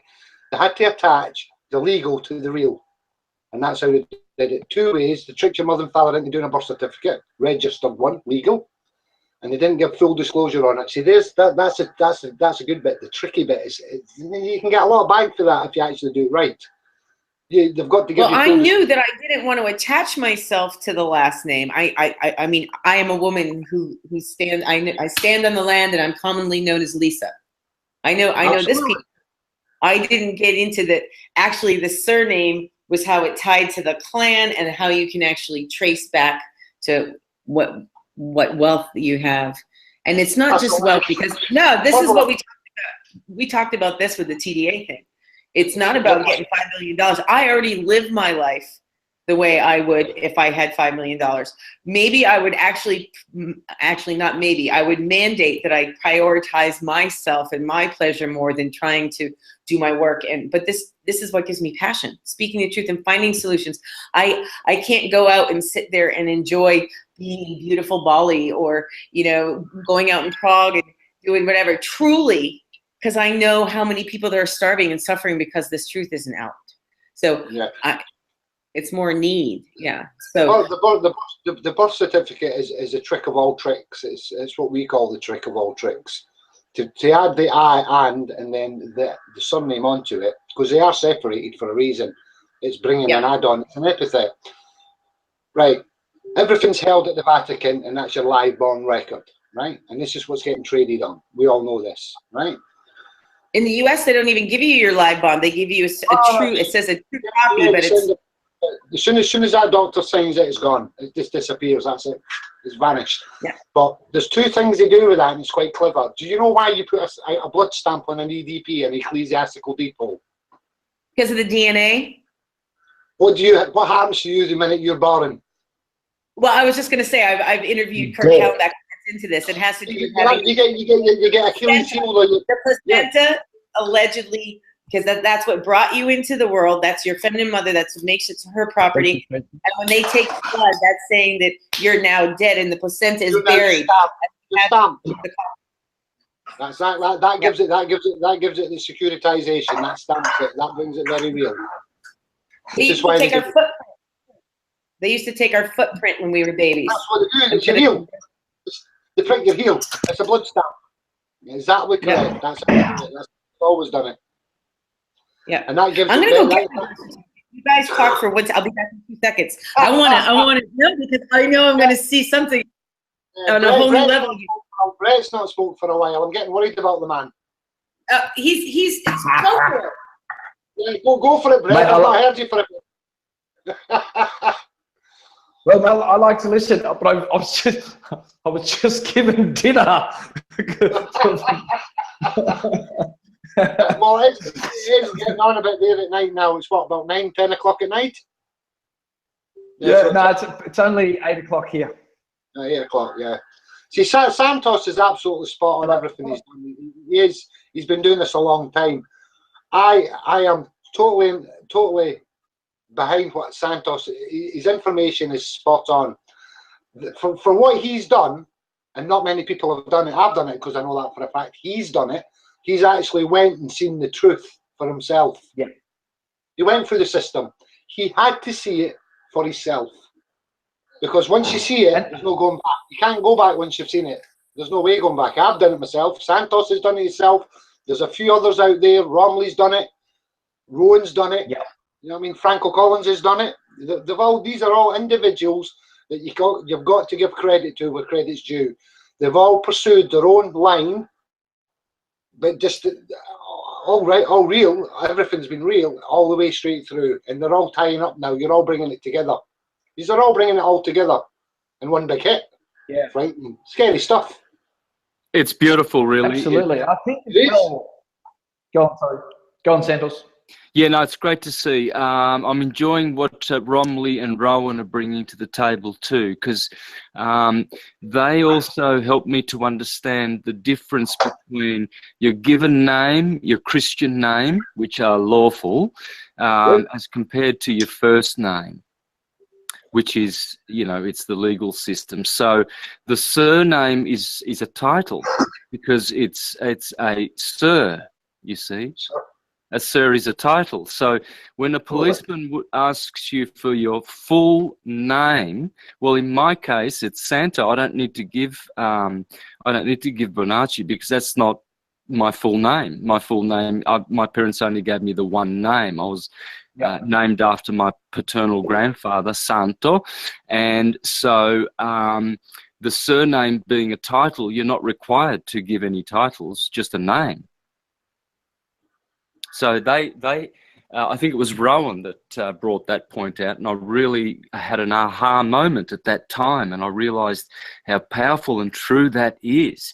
If you're using first, middle name, and last name, or surname, you'll be getting into trouble. So can you use just your one name? Yep. Well, according to Rowan, I haven't tested this, but he said yes, because by law, you are. I've tested. Yep. I've done this in court. I've tested it. I know for a fact. You can just say Steve. That's it. I walked into court on my driving convictions, for a speeding offence. And the first thing they asked me is, "Can I have your name?" And they went, "Are you Mr. Stephen McCrae Binsham?" And I went, "No, my name is Stephen McCrae. That is it. Stephen McCrae. I'm not a Mr. and I'm not a surname, which is Binsham. My name's Stephen McCrae. That's what's on my birth certificate." I pulled it out and showed it to the judge. She vacated it there and then on the spot. She vacated it instantly. That went on for 2 years. 2 years of arguing with them all. Really? That then Yeah, I'm not You don't joking. That then brought the whole system then, because I then brought in the Glossers for Romley and Rowan, because they had done all that side. So I brought all that in as evidence. And Santos, I brought some of your stuff in as well. I brought a load of stuff in, and we spent the next 2 years going through all the legals through their system, and they couldn't cope because they never got John there, because I never once said Mr. or never once said surname. And wait for it, this is a beautiful thing, guys. If you ever go in a courtroom, yeah, if you ever go into court, Yes. make sure you go into court with your birth certificate. Okay. There's one. This is that one. Yeah, that's the reason. The reason being, the reason anyone in your own alive. Yeah. The reason being, the minute you walk into their place of business, which is admiralty law, they're trying for jurisdiction here. Yep. They are all cooperated under one banner of corporation, as we all know. It's owned by the Vatican via certain different families, right? Yeah. All caps, correct. But you have got some. You've got a privilege. There is a privilege to this, and this is what you don't understand. Okay. The name's got to be given freely. They cannot force your name out of you, so you've got to agree to the contract. Yes. So you've got to agree. No, but agreeing to be your name. They've got to. They cannot tell you your name. They've got to ask you your name. You've got to agree to this contract. Yes. Yeah. Well, that's why I didn't want to. A judge is going to ask you for your name, and he can only ask for the name. The name is specific, and there's a reason why they say, "Can I have your name?" And this is why they ask you. Your name is Lisa. Your name is not Miss Lisa or Mr. Yeah, it's Lisa. Yeah. You cannot get jurisdiction. You cannot ever get done for contempt in court when you hold that in there. You have the power of the legals under you now. Yeah. So what they do is they shut off. This is your protection. This is your armor to lock in the court with and go. I'm not joking. I'm not joking. This. Yeah. If you get arrested by the police and go in front of a judge, if you do not agree to the Mr. or the Mrs. and you do not agree to the surname, and you have your birth certificate, they can never ever do joinder with you. And then they put a warrant out for that capitalization / glosser. I'm not joking. I know he's right, because even when I mean, I would, instead of the police approach me for whatever reason. So do you know any legal eagles over here in Australia that know all this, that are up on this kind of stuff that we can talk about? See, I would never ever get a lawyer. I'm not a legal expert. I'm an expert on all legal matters. I know the legal side of it, and there's a reason why I'm not a legal expert, because I've not been trained in their legal and signed up to their bar guilds, and I don't want anything to do with it. I can quite comfortably argue a legal argument in a courtroom, and I'll win it, because I know who I am. I know me for me, and the legal caption, all caps, as simple as there's two of us running side by side and one of them's not real. I'm quite happy to play that game. If you want to play it, you better be very educated if you want to play that role with me, because I'm going to rip you to shreds, because I know the rules to this. Your birth certificate gives you certain privileges, guys, and I know it's not a good thing, but it's not a bad thing when you get into trouble with the law and you get arrested and brought up in front of their system. This is the good thing about you this. actually want to be there. That's why Heather wanted to be there, because you always have your birth certificate. You've got to have it on you, though, and they're getting quite clever to this. To try, when they arrest you, try to take it off you, so you can't walk in front of the judge with it on you. They're doing this a lot in Britain now, because a lot of people are doing it. They don't let you have anything. They put you in oranges and chains and wheel you in. They're doing that in this country as well now, because and then all you need to say is, well, I like to vacate until we get a higher ruling. And that's all you do, because you need the birth certificate to come forward, because that's who they're after, not you. Simple. So if I have my birth certificate when they dragged me out of my hotel room that I paid for because some stranger knocked on the door and dragged me out in bed, and I refused to give them my legal fraud, and they beat me for 14 hours, and finally the only way they booked me was they asked if I'd let them take my picture, so I formed contract by finally letting them do that, because I'd been kept in a cage with no having to urinate in front of everyone and being beaten every 2 hours. I was in court for two 2 years, right up 2014 started and went right up to 2016, and then put the website up on last year on November, and then we've updated it right up through now, and that's to show what happened to me, because I had to see it for myself, and I was told to do that for a reason, because if you don't see it for yourself, you're not going to understand this. Yeah, and it is no, I get it. You've got to see it for yourself. Santos has done this his own way. Romley, Rowan have done it. Franco Collins have done it. There's many other people throughout the world. Yourself, Lisa, you've probably done it. Brett's probably done it. But the birth certificate gives you certain privileges, and it is the most powerful tool in a courtroom. Think about it logically now. On a legal argument here, you could kill somebody. Think about this, and God forbid we ever did. But under the legal, just like murder. I could name a few people that have got off with this over the legals, and it's gone very quiet, because this is what they've used the birth certificate. A few of them have done it, yes, and they're not meant to. They're abusing it now, but they're doing it with position of wealth. They've paid a lot of money to use that privilege. But to a normal man or woman like us, if you don't give gender to something, they can never punish you for it. If you what? Say that slower, Steve. If you don't give gender or contract to a judge, you can never don't give joinder or contract.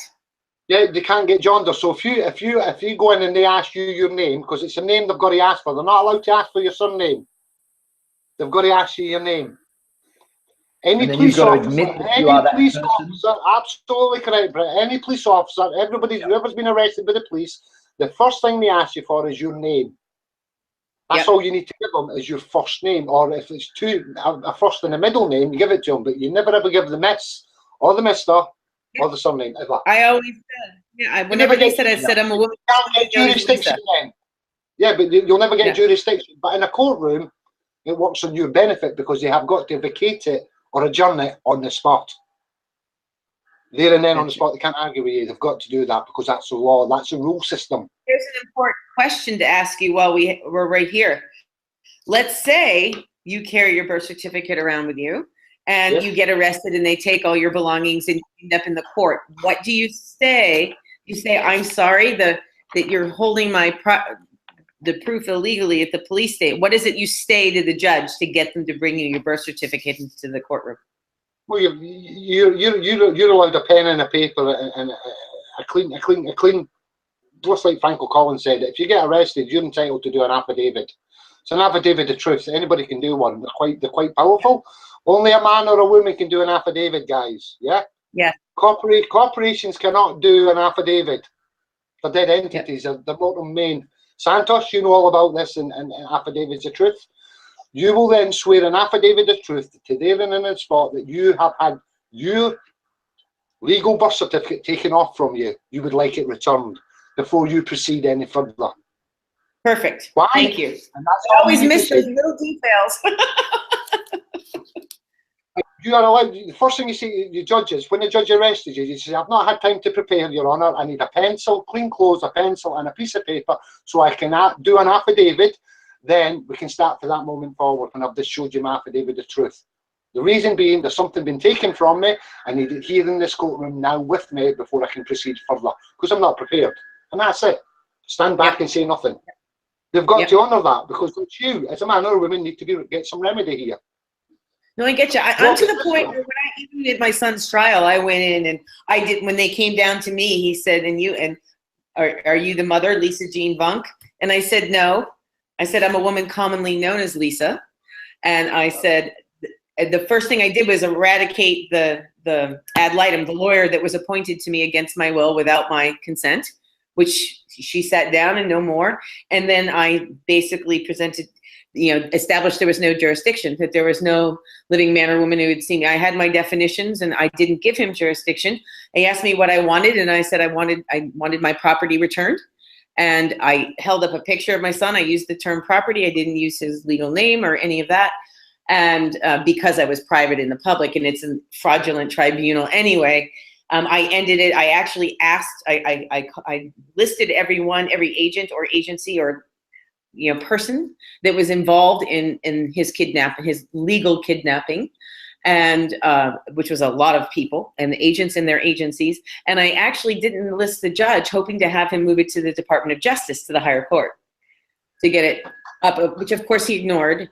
And I ended my thing, and then he said, Miss Funk, we're going to be continue. I had already ended my my showing and was walking out, and he made a statement that they were going to continue with trial anyway.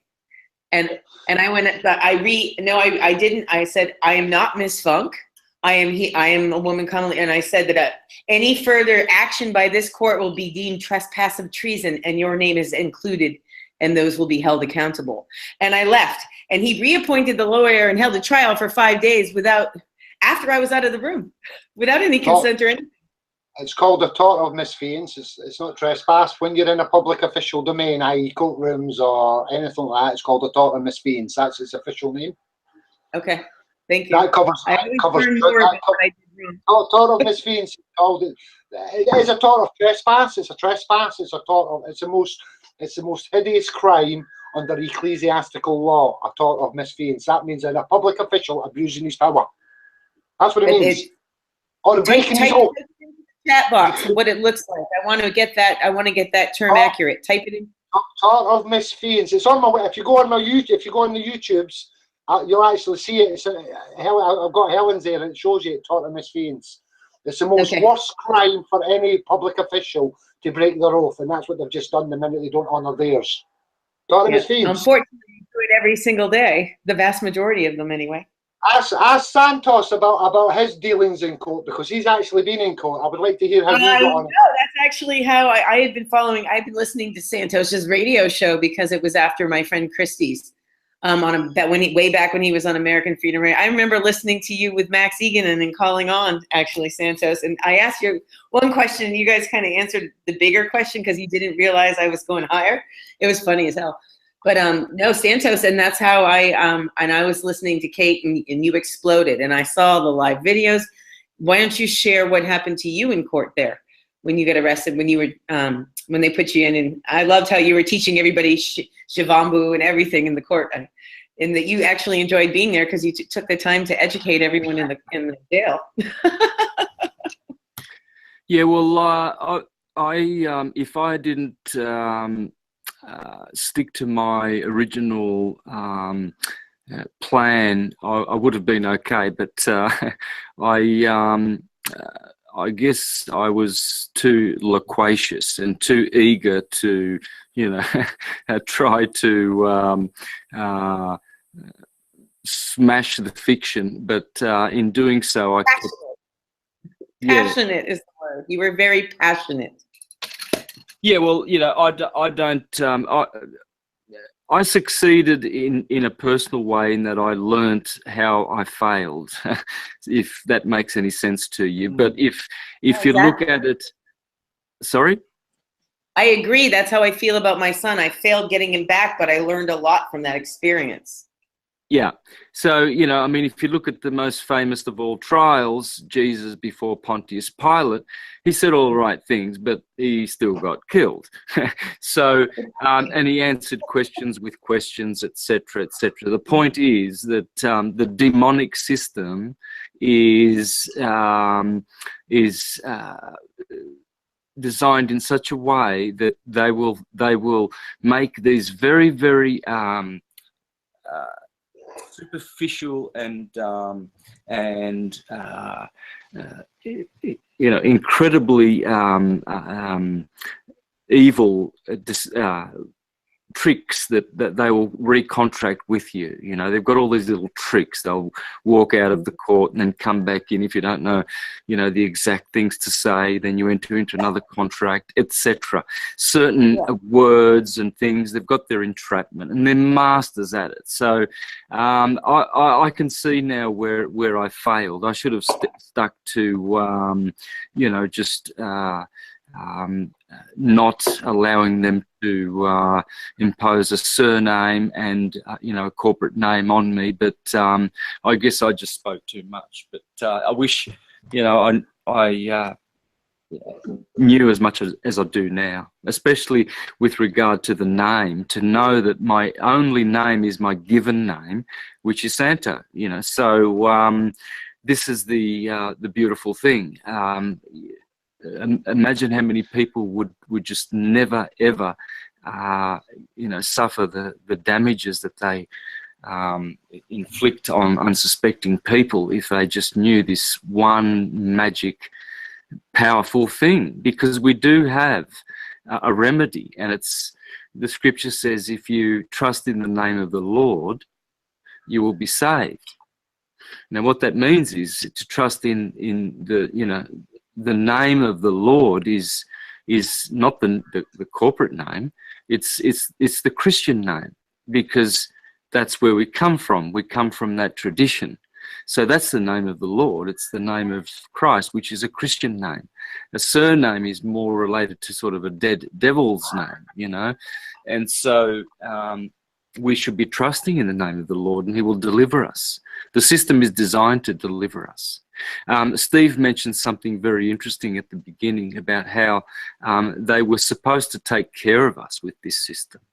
There was supposed to be care and trust, but it's like the scripture says, when Jesus says that he will leave his faithful and discreet slave to administer the meat at the proper time, and he will go abroad, and then when he comes back, he finds that the masters mistreated the slaves, and they didn't give them their food at the proper time. They didn't make them aware of what they were doing to them properly, you know, full disclosure. They started abusing the slaves. So when the master returns, he will punish the servants because they abused their position, their fiduciary trust. And so that's what it's talking about. It's talking about this system, this legal system. Hence why Jesus condemns the lawyers. You know, it's funny, he doesn't condemn law, he's condemning the lawyers.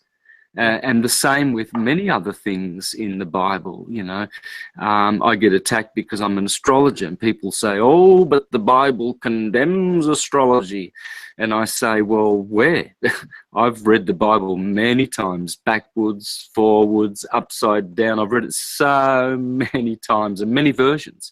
And nowhere does it condemn astrology, because it is an astrological treatise. It condemns the false prophets that call themselves astrologers. That's what a false prophet is. Anyone who teaches, you know, pseudoscience and legalese. Yeah. You know, these are entrapments. They are contracts by devils, you know, or demonic entities, really. And that's who these families are channeling. They've created egregores. An egregore is a demon. It's a thought form or an emotion form.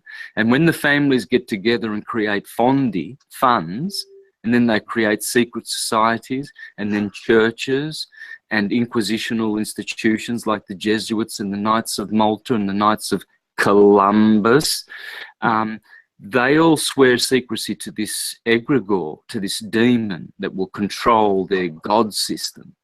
And so every time they perform their rituals and they have meetings and we participate in them, we're breathing life into their egregore, their demon system.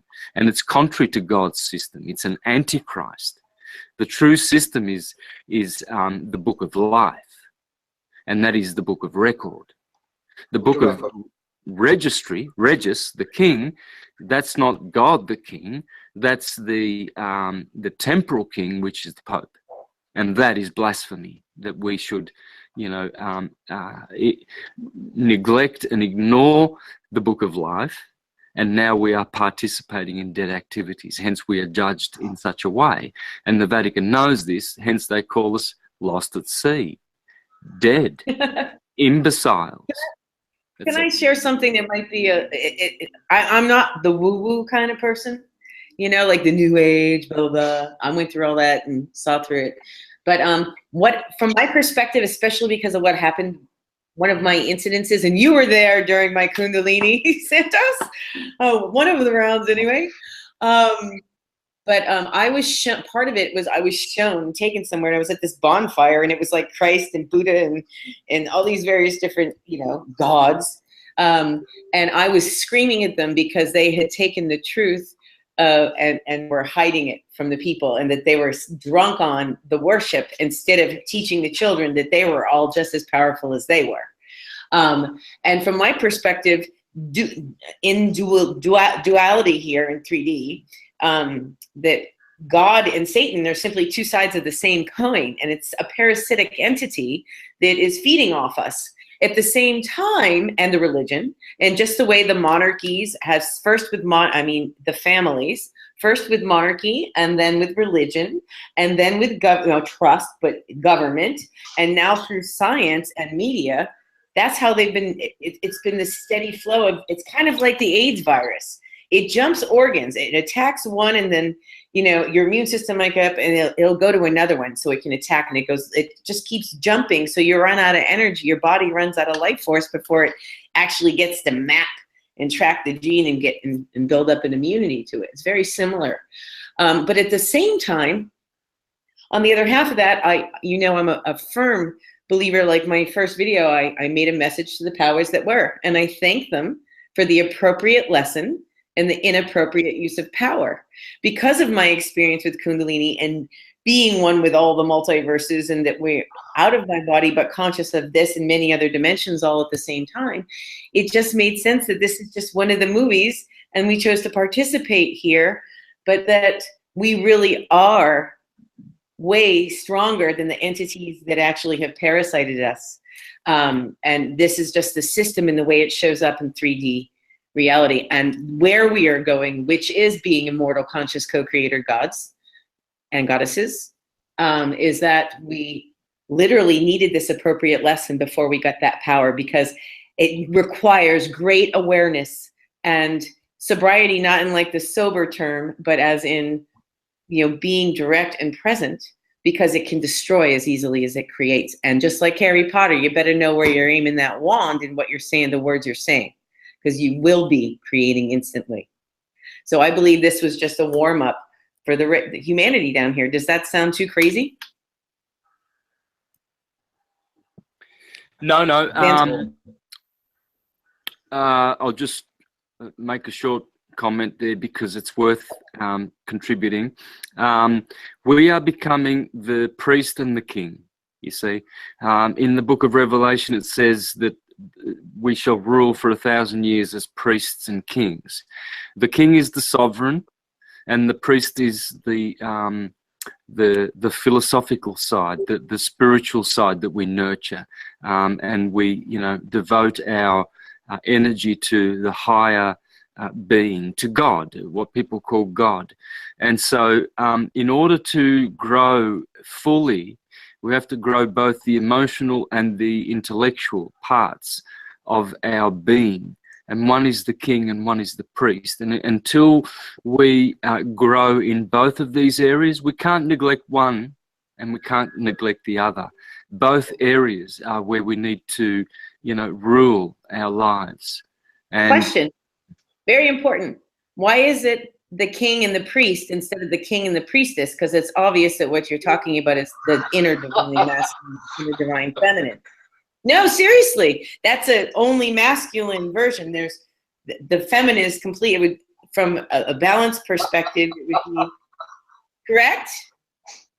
Divine, it would be the king and queen, but the queen is really our divine feminine, is our higher self, our heart, our compassion, our immortal nature. And our left brain is our ego, and our right brain and our rational thinking. So why is it taught that it's the king and the priest instead of the king and the priestess? Feminist wasn't coming in. No. Well, no, I'm not a feminist. I like men with penises. I know, but they weren't around in those days. Feminism wasn't around in those days. She's too late. Sorry. No. Okay. No, that's all right. Well, see, this is the thing. The Godhead is a divine couple. This has always been known, and so it is the the source light of the universe, which is black light and white light. This is why sometimes you see a white Madonna and a black Madonna, a white Jesus and a black Jesus. Has nothing to do with race, because there is only mankind. Racism and races, this is all like countries. It's all, you know, a construct of the human empire control system. It's contrived that way so that we can be divided, but it is mankind and womankind. What we have is the original Godhead. These days we only use half of the God equation. It's very sad, really. And you know, God is just this boy, you know, whereas this is not so. God can never be like that. Energy is it's always has this dual oneness about it. Pythagoras, the greatest, said that it is unity in duality, or duality in unity, was the way he expressed it, what we are experiencing. And so, you know, in the minds of more enlightened people, when we say king and priest, in the tarot deck, you have the equivalent of priestess and queen. And so, you know, this is like a generic, all covering term to, you know, to express both, of course. You know, it's obviously the only. The Queen in the tarot card, are you referring to the Justice card? Because she has the law in her lap. Is that the, I'm not. Well, it's the Empress. Yeah, well, that's, okay. That's still a queen. So, you know, it's always there. The scriptures always have the divine couple, Jesus and Mary Magdalene, Krishna and Radharani, and it's the beautiful source light of creation, which is black and white light. Okay, they don't vibrate. The electromagnetic spectrum of light, which is the rainbow, that vibrates. Okay, red is a long wave, violet is a very, very short frequency, and that is the child of white light.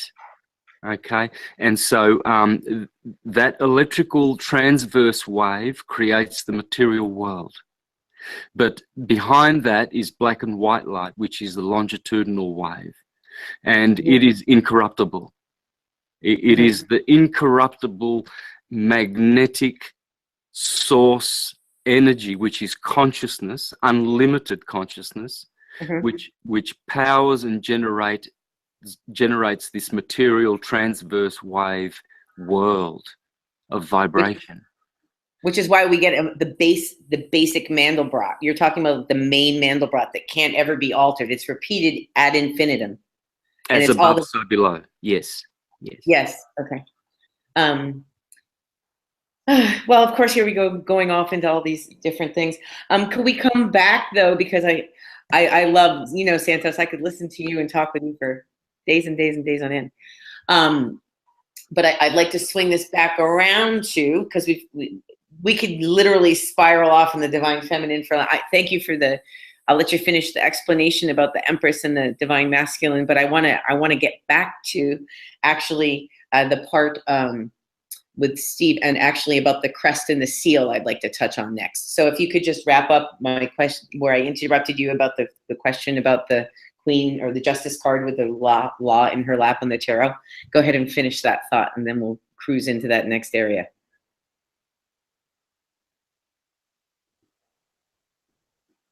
Santos, are you muted? Oh, okay. I thought that was for Steve. Sorry. No.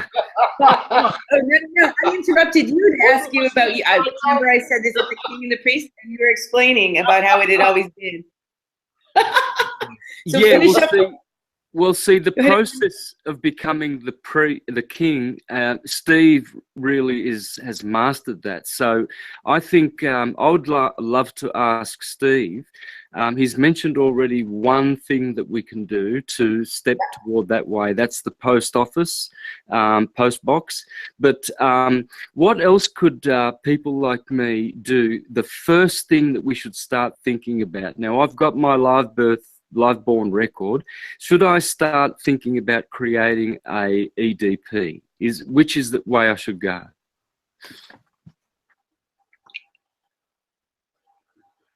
Oh, me? Oh, sorry. That was a question for you from Santos.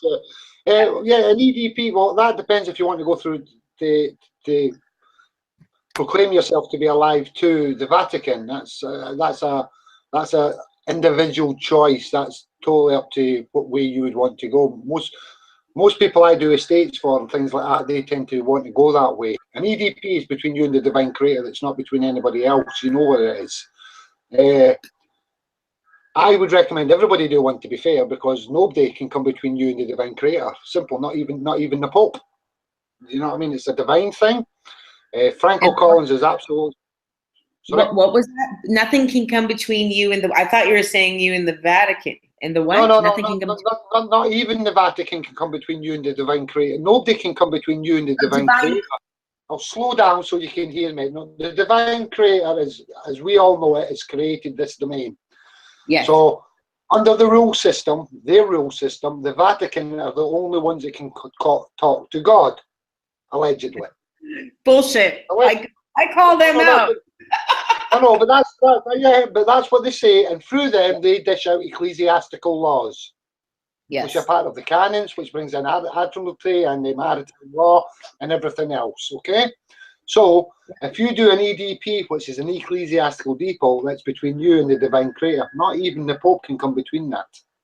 Default what? What's the P for? Depot. I eat you, Jimmy. What are you saying? You, Jimmy. I see you, Hen. Oh dear. There's a language problem. I said. I see you, Jimmy. You can't. Don't let the Scotsman loose about the house.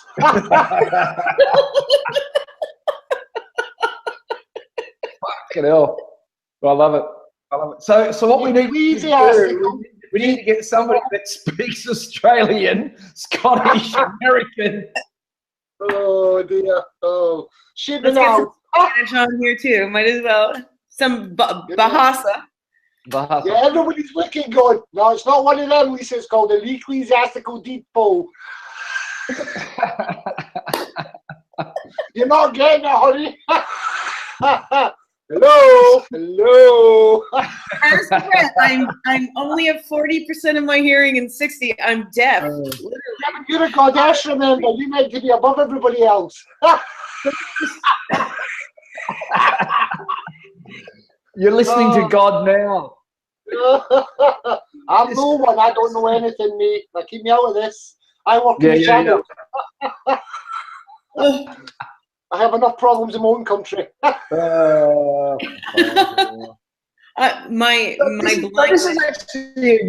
This is a good example of what I'm talking about. So about before, like not the legal, but is there someone like you in Australia that you already know of that we can go to and start connecting? I would recommend Santos and Romley and Rowan, and they know all about this.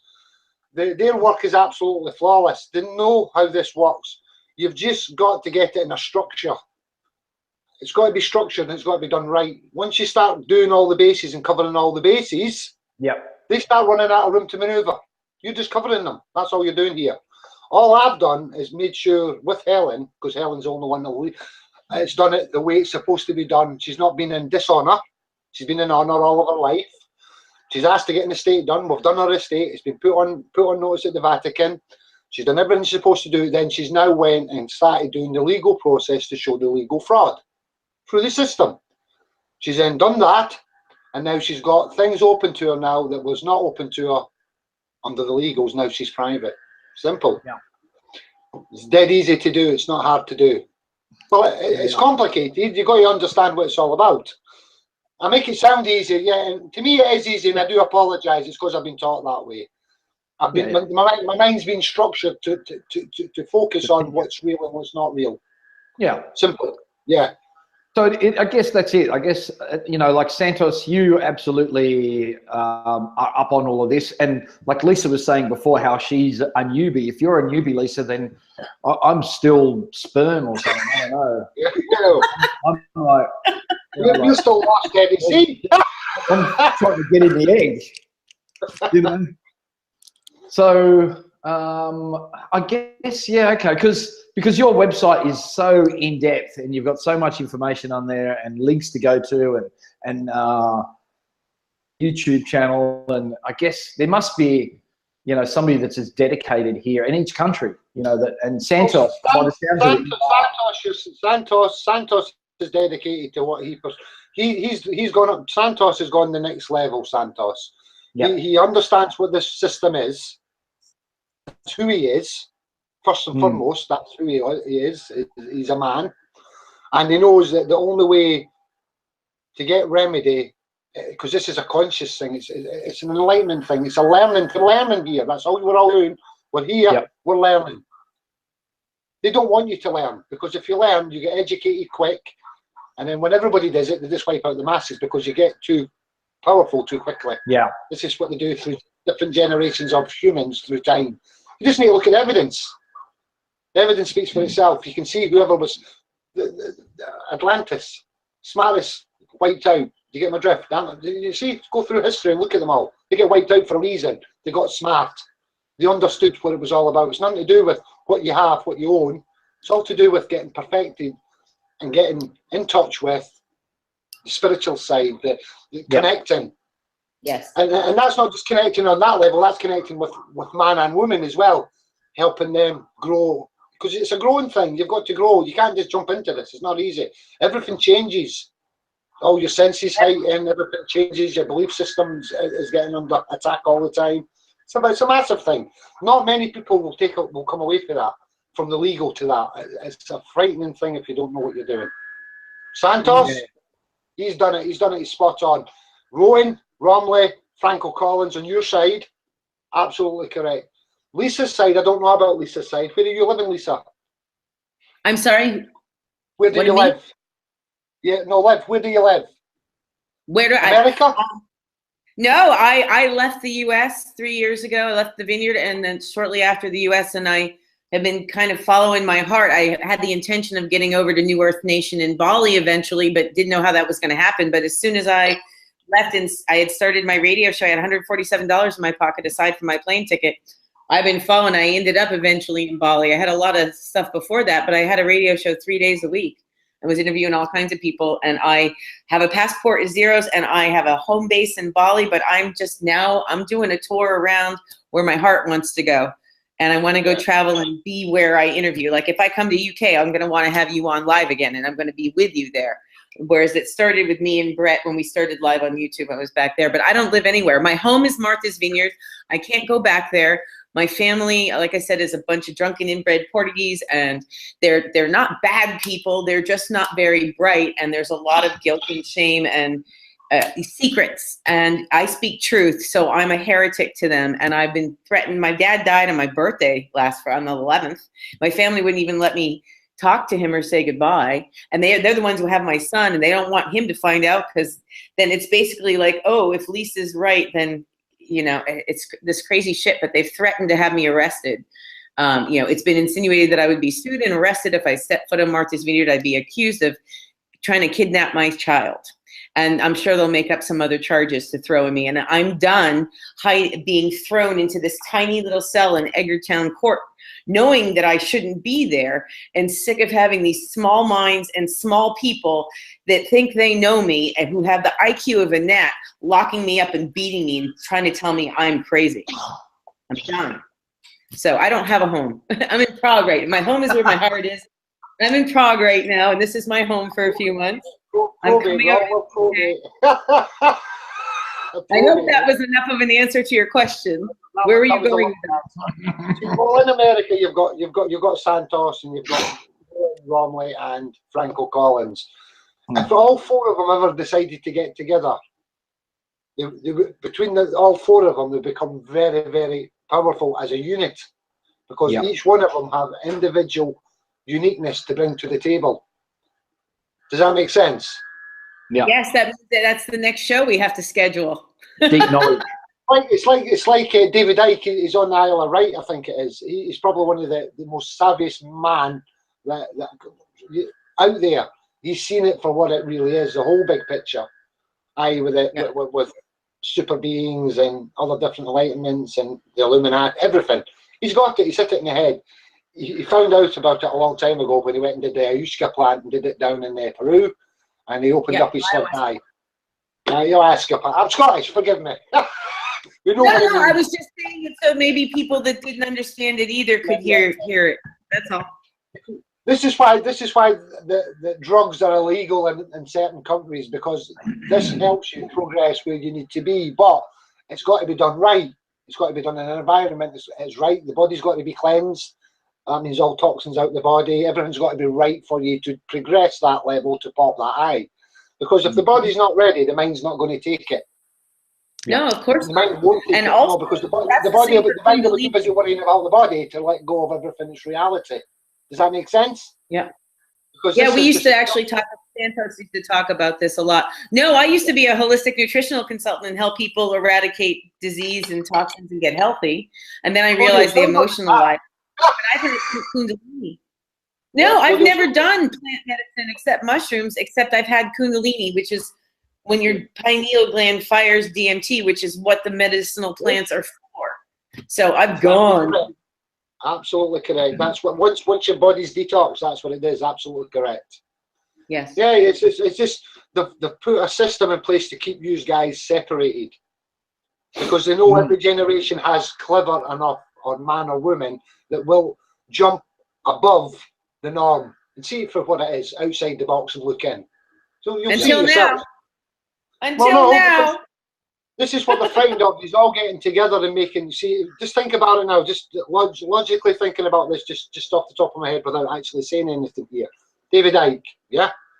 So you've got David Icke, Santos, Romley, Owen, myself, Brett, and a few others. Could you imagine what it'd be like? Michael Tessarian, you should throw in there too. Yeah, can you imagine the people who would come to see these things?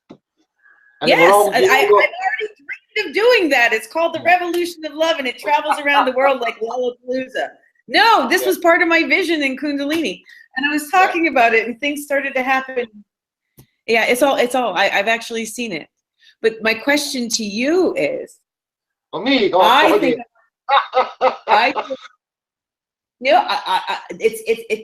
can't help. It's like meiosis or meiosis.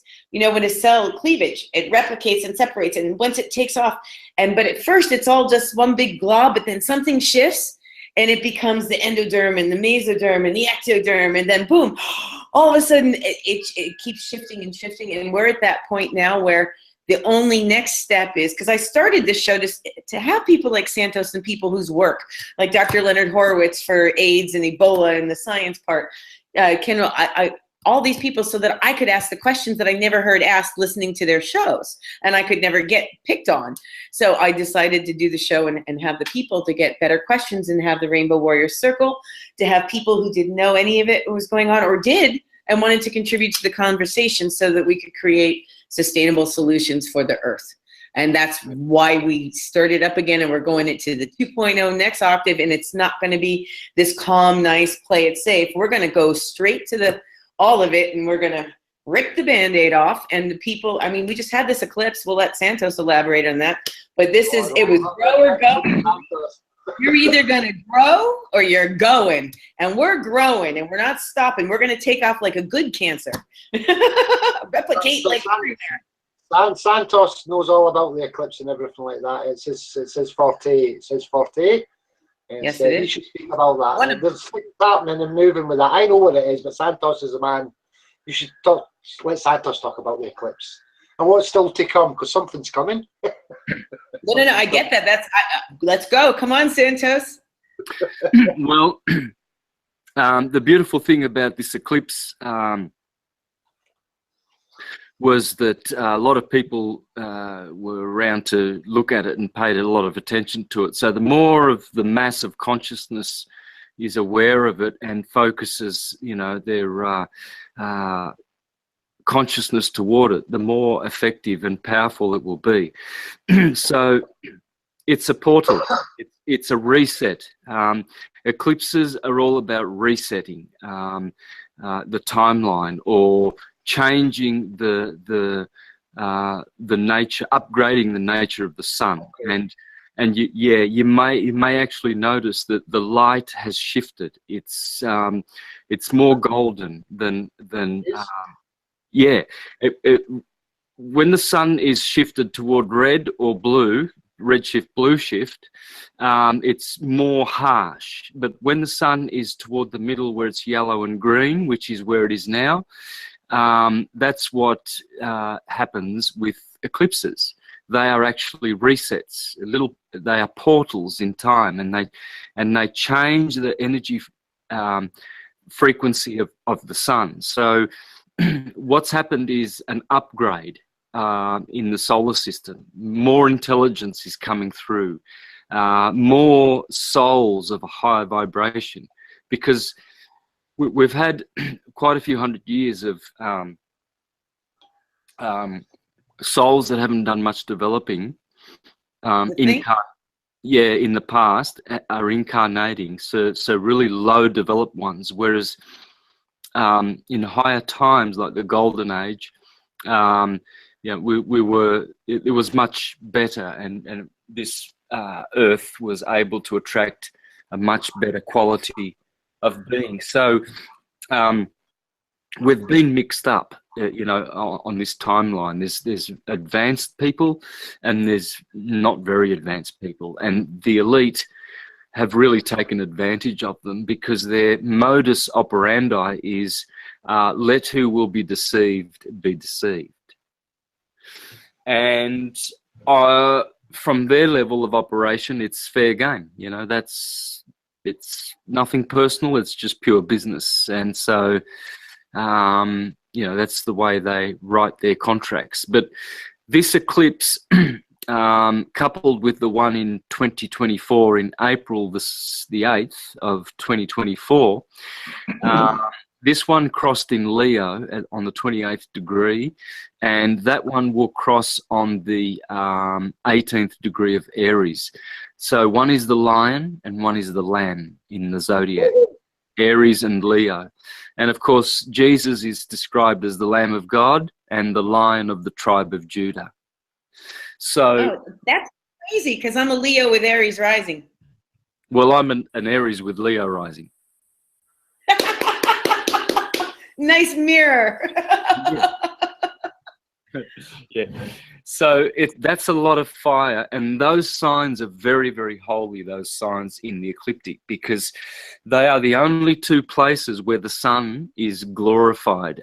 In Leo, in astrology, Leo is the best place because it's the domicile of the sun. That's where he is the king. That's why the scripture says, the scepter shall not depart from this sign, from the Judah, the tribe of the lion, because Leo, the sun will never have another ruling sign. That it's Leo, and hence all people born in that 30-degree space, they are especially blessed.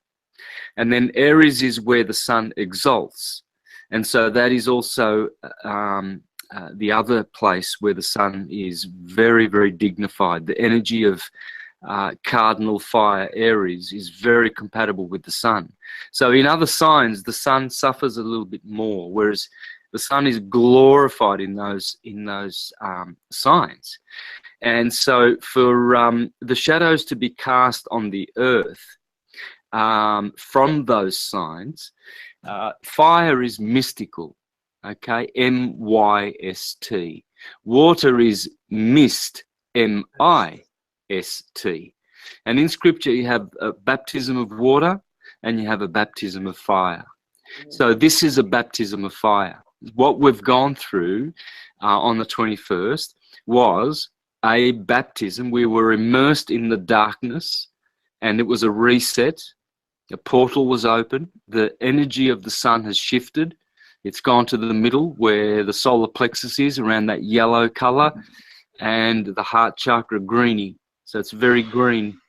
And the dejed of the sun between yeah, power and it's definitely shifted. It has a much more luminous quality about it. Go out in the sun and you will see the sun is. I've been sun gazing every day. I actually sun gazed at the sun while the eclipse was going on in the States, and they started the group meditation I was on, and it was very powerful, because normally it's blue and then it gives off other colors like green and pink or whatever, but it's much, and it has this aura around it that it explodes into, and then the more you stare at it, then it can shift and you can control it. But what's happened is it's gone to like you cranked up the meter on the cymatic scale, and I actually see like crystalline in it instead of just colors and there's like crystalline, like a higher light crystalline grid underneath the colors.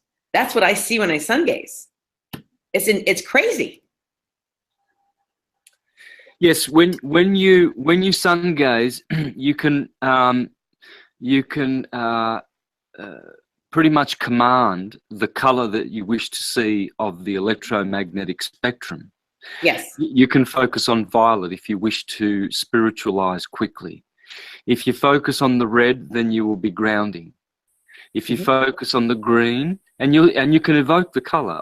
I sun gaze and I evoke the green, and I just you know, you contort your eyes a little bit like a squint, and you can just hone in on it, and you can revitalize your body through those colors. You see, Snow White and the 7 dwarves are the sun and the 7 refracted colors from the sun. Noah and the 7 people in his arch, rainbow, the rainbow, it's the 7 colors of the rainbow, and Noah is the sun. And this is how nature is being made. It's through that powerful electricity. And so what we should be looking for is how this is going to change the legal system on the planet. Because since Pope Francis wrote his motu proprio and withdrawing their indemnifying all of these commercial transactions and withdrawing their underpinning of that system, now with this eclipse, it will be interesting to see how they act, because I don't see them having any ability to continue their fraud, because now things are in the open, and you'll see that I believe, and I hope, I might be wrong, might take another 7 years for the next eclipse, but I believe that the light is going to be shining down on them and exposing them.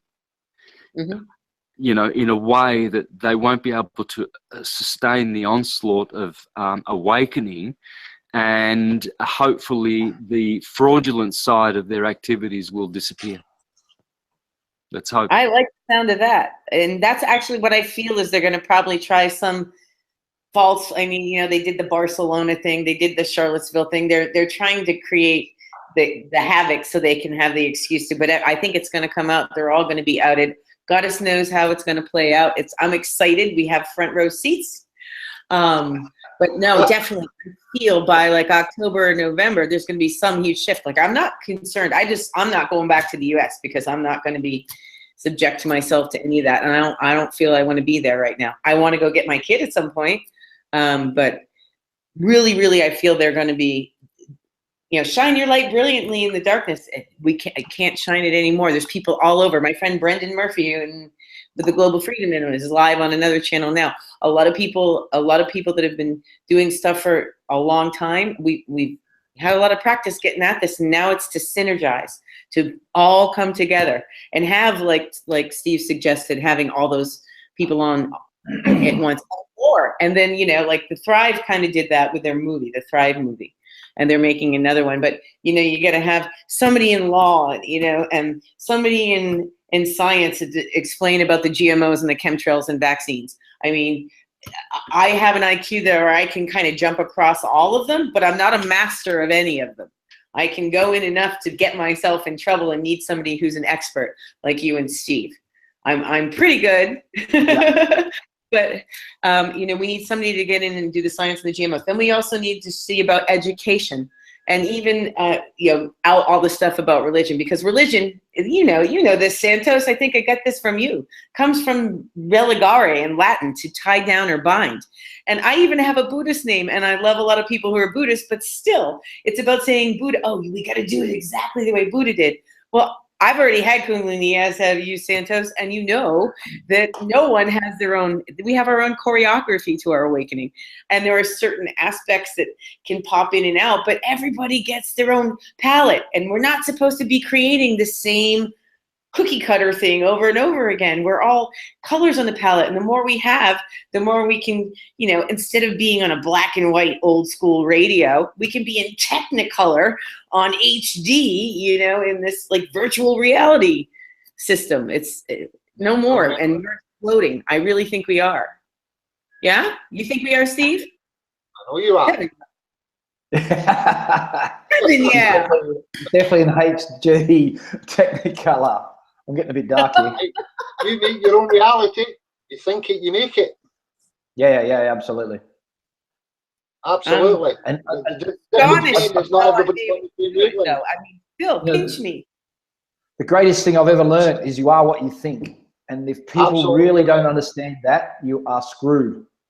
Absolutely.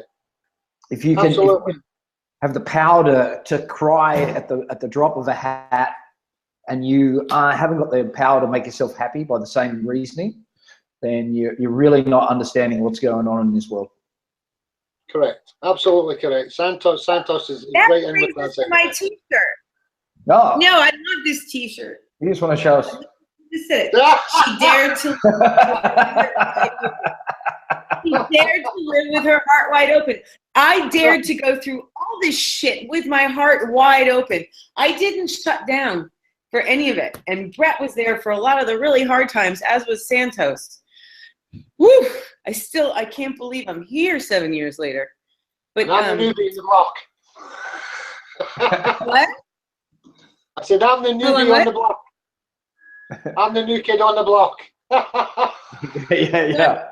You're the next octave I was able to step up to get there.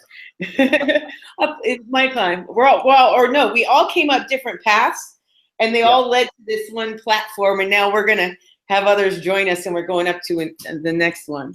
But I'm really curious. For a reason. Sorry?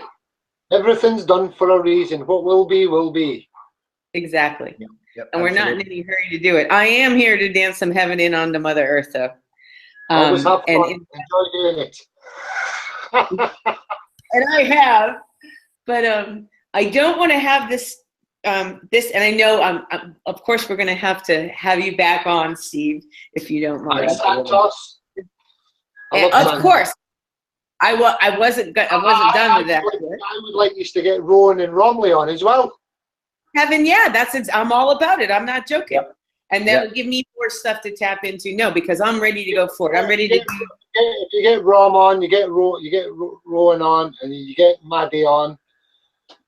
We can try and have a word with David. I'll email David to see if he come on, and we can do a link up. You can have 4 or 5, then you can have all different people on, and then you can have all different ways that they can speak then. Yeah, no, I'd love to have David. I should probably have David alone too, because I was actually just about to interview him when I had. David doesn't want to work alone. Yeah, no, let's do it. I'm ready. You have and more. Everybody can bounce off everybody else, because exactly somebody else will not see. What somebody understands, somebody else won't understand. But as a group collective, it's easier to understand it through a group. Yep. I'm Scottish, you can't even understand me. I rock your energy, though. I just don't get the words all right. Exactly. So you have all the people in it. Me too. Oh, I would hope that you would get Santos on, get Romley, get Rowan on, hopefully get David on, myself if you want me back on, and then sit and have a real good discussion about everything, where you are all at, and how you proceed from this point forward. And that's the most important thing. That's the point. All you gotta do is give me an order, I'll fill it. I'm really good executing. I think it's amazing. You'd have a lot of people very interested in hearing all of these all different sides. You've got specialists in every field there. Specialists on every side there. They're all specific specialists in their individual fields. As a unit, it's flawless. It's absolutely flawless. There's no arguments about it. Like I said, we might have to throw in Michael Tessarian and also Seven Bone. Yeah, you can throw in everybody you want to throw in, Lisa. I'm only talking about people that I deal with, kind of what I deal with and that side of things. Right. No, we'll start out there because it's really important because this is the root of it all. This is the law. This is how it's not a legal fight. This is a humanity fight, or should I say a planet fight or a spiritual fight? Yeah. Because if you don't wake up and look after what we've got, we're going to have nothing left. None of us are. Agree. Yeah. Yeah. And that was not the plan. That was not the original plan. We were given a chance, and it's been hijacked by an outside source. Yeah. Co-opted. And you know it. They are interested in dropping down the numbers, getting rid of their search when they get everything out of the ground. Yeah. And you're going to let them do it because they're illegals. You're going to let them do it because they're illegals. You need to stand the ground on the legals here and get rid of it. You don't need it. Nobody needs it. No. Question. And this is what I was trying to go before when I always give people a good reason to laugh. And I don't care even if I'm laughed at, as long as everybody's laughing. Exactly. As far as this goes back to like the piece that you really have that I didn't get into, aside from the obvious wisdom and knowledge aside, is the whole crest and the seal. Now I know about the seal a bit, and you should have your own seal made so that you could stamp your documents, and they couldn't be challenged whatsoever. But could you just briefly, or as briefly as you care to, explain what your which name you should look for if you're crest? Like, for example, I was born, my father was Murdoch, but my stepdad was Vonk. And my mother's maiden name at birth was Frank. So it said Frank on my thing, but my biological father is Murdoch. Which name or clan and crest am I supposed to search? That's why I started to get so confused there. I'm like, I don't even know which one's the right one to look at. It's a damn good question. That's a very good question. I get asked that a lot. I would go with your original birth certificate, your registered birth certificate, the very first one that you were given, your parents actually got. Yeah, that gives a true timeline of when it starts. Forget your live born when it's sent off. Start with the registered one. Yeah, that's the easiest way I would do that. Start with the initial one at birth before I got adopted and sold to another clan. Absolutely correct. That starts the point. It starts it. You're starting it from there. So you're now aware of where it started from. So you started from that. Now your clan name does not need to be mentioned in your coat of arms. It's your coat of arms. It's solely to you. Yeah. You can mention it. You can mention a battle cry. It's the motto and everything. They're all unique things. Your crests, your shields, your supporters. These are things that you need to do and look at yourself and get into your coat of arms. They're unique. They are unique. Every coat of arms is unique to the individual man or woman. For the start, from when that starts the clan, your estate. So everything from that is inside that then. So for future generations, they get bloodlines because it's blood related, and they're wiping out all the bloodlines. And we know why they're doing it. They just want certain bloodlines in here. Sorry to say, but that's true. That's what they want, pure bloodlines, guys. And they're not even from this planet, to be fair. David Icke talks about it great. Yeah. So you really got to understand that's where it starts with. So birth certificate, start from that. Your name's that's on it. what we have to invite. Sorry, we got to invite Dan Winters on too. Dan Winter. Sorry, go ahead. Yeah, you start for your birth certificate. That's the easiest way to do it. You've got a birth certificate. It's got your name, middle name if you have one, and a surname. It's either your mother's or your father's. It's there. That's what you can start with. Okay. The coat of arms is unique. It's yours, and it's a Pacific thing. The coat of arms you get online. Yeah, Sorry? but regarding the coat of arms, isn't it, even though my mother wasn't married to my father, biologically, it's supposed to be the father's name that you're pressing? No, it's your coat of arms. It's yours. It's not anybody else's. This is where you're getting tricked. The coat of arms is whoever makes the coat of arms. So it's your coat of arms. It's not your father's. It's not your mother's. It's yours. Gotcha. It's uniquely your own coat of arms. You're starting. Okay, I was thinking I needed to copy You're the something. man or the woman, you're making your own coat of arms. It's nothing to do with your family. Gotcha. If you're So born into a family, do you mean you actually design your own coat of arms? Is that what you're saying? Yes. Yeah, absolutely. Uh-huh. So you just pick the animals kind of thing. Is it wrapped in grass or? Yeah, they've got the Pacific, in law, there's certain Pacifics under the ecclesiastical rules of canons to have a coat of arms. There's certain things that need to be done. Yep. The coat of arms has to be a real coat of arms. Now, the coat of arms you see about are not real coats of arms. They are legal coats of arms. Now, there's a difference here. A real coat of arms, and Franco Collins is absolutely spot on with this. Franco Collins, that's why they have to call these videos off. The videos have all gone down, showing you how to make your own coats of arms, yeah? Because they're right, it's spot on.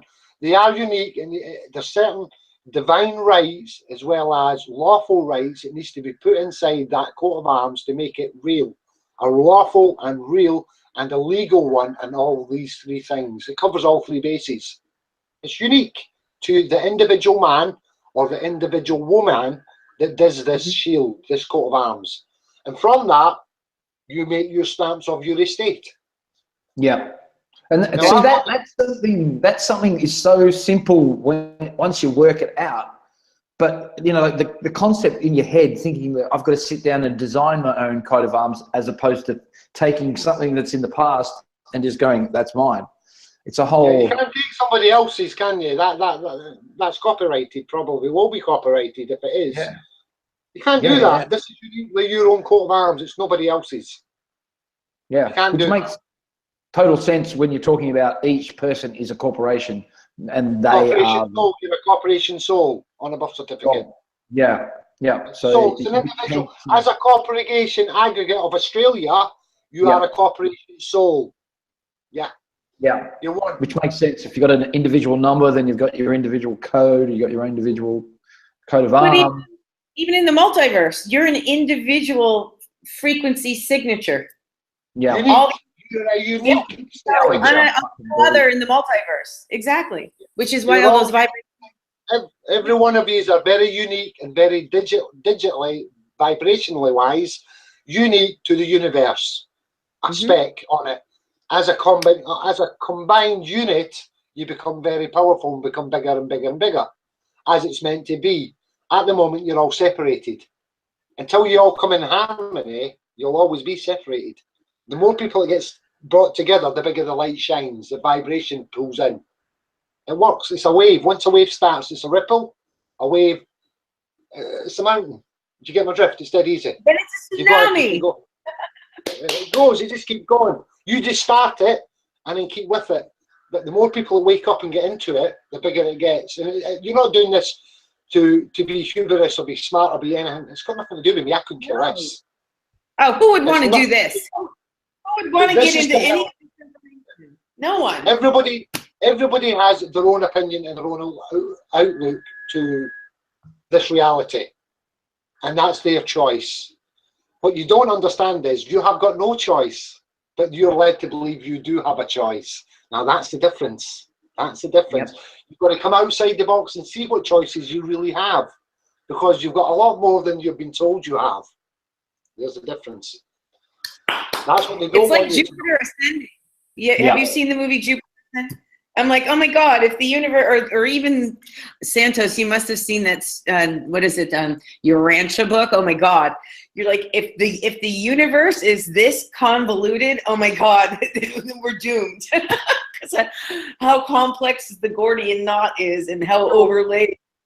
As a species, we are real. Not all of us. Certain individuals have got no empathy, none at all, no empathy at all, and that's a frightening thing. We are a danger to other species. Exactly. Just for what they do to their own species. Does that make sense? Oh, absolutely. Yeah. It's right there in the Avatar. You wouldn't do that. You just wouldn't do that to your own species. The dog. It goes against nature's great nature. It goes against the nature. It goes against the balance. Yeah. You don't kill your own. Exactly. Do it. Exactly. Do it. In Avatar, they covered that in the Avatar scene where the woman, I forgot her name, but the Avatar woman finds him when he first goes into his Avatar body, and she has to kill the dog. She goes, "You baby, that ant should not have had to die." That's exactly what it is. Us humans are, and I'm sorry, you're looking, but us humans are not.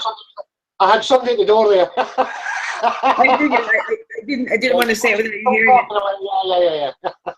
It's all good. Every the system is designed to keep you all in a vibration, a very low vibration. Yeah. Yeah. And that's what legalese does. That's what legals do to you. It keeps you on a very low vibration because you, as a man or a woman, believe that you have to abide by that structure. No, you don't. Because under the real law, and there is two laws running here, and this is a frightening thing that I don't want you to know about, there is two laws running. There is real, there is legal. Yep. They just hide the real from you because on a birth certificate, you're attached to it. You're never going to get the remedy. Not through the legals, you're not, until you do certain things in law via the course you do. Once it comes that way, things open up for you guys. It changes your perspective. Yeah. Your belief systems change because we're all connected. Because we're all breathing. We're all giving off energy. It's vibration. You can't take that away from any creature is giving it off. Every plant's giving it off. They give off energy. Everything does. Anything that's breathing is giving off an energy of ether, if you want to call it, which is part of everything. It's all to do with the big nature, balance, tree of life, if you want to go down that road with it. I love the tree of life. Yeah. The apple of life, even better. I think that's, the fruit of life. We can go to the sacred geometry there, or we could have Santos elaborate on the Kabbalah and how that's transcribed. It's all part of the apple of life, which a lot of people think is an apple off a tree, is actually not. It was given to the great divine creator. Actually left the apple here for you guys to look after, and it was hijacked. They've done a film about it in Assassin's Creed. You've got to really understand and know what it's on about. It's quite clear, and that's what started all this off. They're after it. They wanted to contain humanity as a whole and keep these all down to be fed on. Simple as. That's why Mac, including the computer we're having this conversation on, has a big apple with a bite taken out of it. Yeah, apple of life. Apple of life, it's called. It's not an apple off an apple tree. It's an apple of life. It's to do with your DNA. Your DNA is to show where you've come from. Yeah. Because we're not from this planet. We've been brought here. Yep. That's a scary thing. No, well, I can actually go off. I've done a lot of research and had my own empirical experiences, but your shell suit is not designed for this terrain because of your ankle. It's not. It's not. Look at all the species of animal here. We're the only ones that have got 5,000 defects in our DNA. Look at every other species, 500. Hello? Tells you everything you need to know. Tells you everything. Rhesus blood. I've got a girlfriend that's like a rhesus blood. Do you get my drift? She's got rhesus blood. Yeah, rhesus blood she's got. I actually went to school for genetic engineering, Steve. So going in this area is really. She's had it. She's had it all her life, and like I said, that's what she's had. But it's not our species normal blood of O and A, negative and positive of the blood. It's not that. It's not our gene code for the humans. So it's been brought in. Yeah. You understand what I'm saying? Just on that alone, 15% of the world's got that blood. Bloodlines. It's AO, right? AO, right? Yeah. So what I'm saying, there's rhesus negative blood in it. Yeah. Well, this is why I want to have this is where Dan Winter gets into it, because he gets into the, you know, the different wars in space and how the Lyrans and whatever, but the Anunnaki coming down here, and it goes into all the Egyptian stuff that Santos just so eloquently went into, but like King Tut and and the whole way. I'm preaching to the choir here, obviously, but there was an original human race here, but our DNA has been messed with so many times. But it was also, I mean, like I even have the mark of Magdalene on both my palms. We have never been brought here. We have never been here. We've been brought here. Yeah. We are not from this plane. Trust me on it. There's no way. Your DNA tells you. I know I took this human life to fix this place, but I certainly, and boy, did I take a right. The plane we live on now at this moment in time is not the original plane that our forefathers and forefathers before us actually brought us into. We were brought here a long time ago, a long time ago. And we were all, I think this is a third generation of humanoids, as we want to call them, that's actually still here. Because the previous ones have been wiped out, and we were a lot bigger back then as well. Because we were giants back then. Yeah, no, I just went to the States of Romania, which is where they uncovered the huge, and I'm on Martha's Vineyard even, they found the 15-foot tall bones there, and it's still in the museum, but they say people weren't here. And even Martha's Vineyard was allegedly created by one of those giants. Gods and creators. No. That was just a different generation of us. Through time. I get it. Like in Game of Thrones, the giants. And but in Sphinx of Romania, allegedly, but I've done the research for the guy who wrote the book about it, and they have inside, and the energy there is crazy amazing. But it's allegedly in the mountain because the U.S. was flying over in like 1995, 98, something like that, and they commandeered it in Romania, and it supposedly is protected by some kind of energetic field, so they can't get in, but they can look in. And there's huge table and chairs for giants, and what appeared to be holographic pictures, not necessarily hanging in a wall, but in the sky, that show what the hybrids would look like of various different races all over the multiverse. So yeah. With the three tunnels down and system all over the world underground. We're not here for certain different reasons. Absolutely correct. And it's to mine the planet basically, or to mine the plane basically. Yeah. It's just been hijacked. We've been hijacked. Mine gold, right? Mine gold, but not only mine gold, then them mining us. Like that's why they even use the term human resources. I get sick over it. Human resource. I love that word. Yes. I love that word as well. Oh dear. Yes. Santos is absolutely right. David Icke are absolutely right with these things. They're spot on. They're absolutely correct. There's so many things that people don't understand what's going on. There's a war going on. We can't see it, but we can feel it. You can feel it. Yeah. Santos, I'll agree with that. He will feel that on so many different levels because he's so awake. He will feel that. Absolutely. He knows there's a shift coming. I know there's a shift coming. I can feel it. Yeah. I know as well. Yeah. No. And I've been telling Brett, something huge is coming. October, November, I don't know. The eclipse is good for 6 months, but something huge is coming. And I don't even have plans on where I'm going to be after like 3 weeks from now. I haven't even decided. I haven't picked it yet. You live for the day. You always live for the day. Yeah. No, we even discussed having I literally have 2 suitcases. I have a couple of bags back in Bali, but I mean, not stuff that I'm frequently freed of everything I have in the world except for what I'm carrying over the last 7 years. And it got to be a joke where my luggage never arriving or getting lost or stolen, that I narrowed it down and I brought 2 suitcases, which is basically everything I own, but it's winter clothes and summer clothes and ski equipment, you know, that kind of snowboard equipment. And it was just drama getting here. So we decided, he said, Lisa, you come up, right? You're like, you shouldn't even take anything. Just go without anything and get what you need when you're there. I think we're going to add that to the aspect of the show. Wherever I go for a month or 2, I'm going to get what I need and then give it away to somebody on the show who wants it or needs it, or to, you know, homeless people. We could make a video and give it to homeless people, whatever, to show that I trust the universe enough to not need to possess anything because all I have is here. The universe is the universe, and I'm a big believer in this, and that's why I say do it with honor, because whatever you put in, you will get back tenfold back.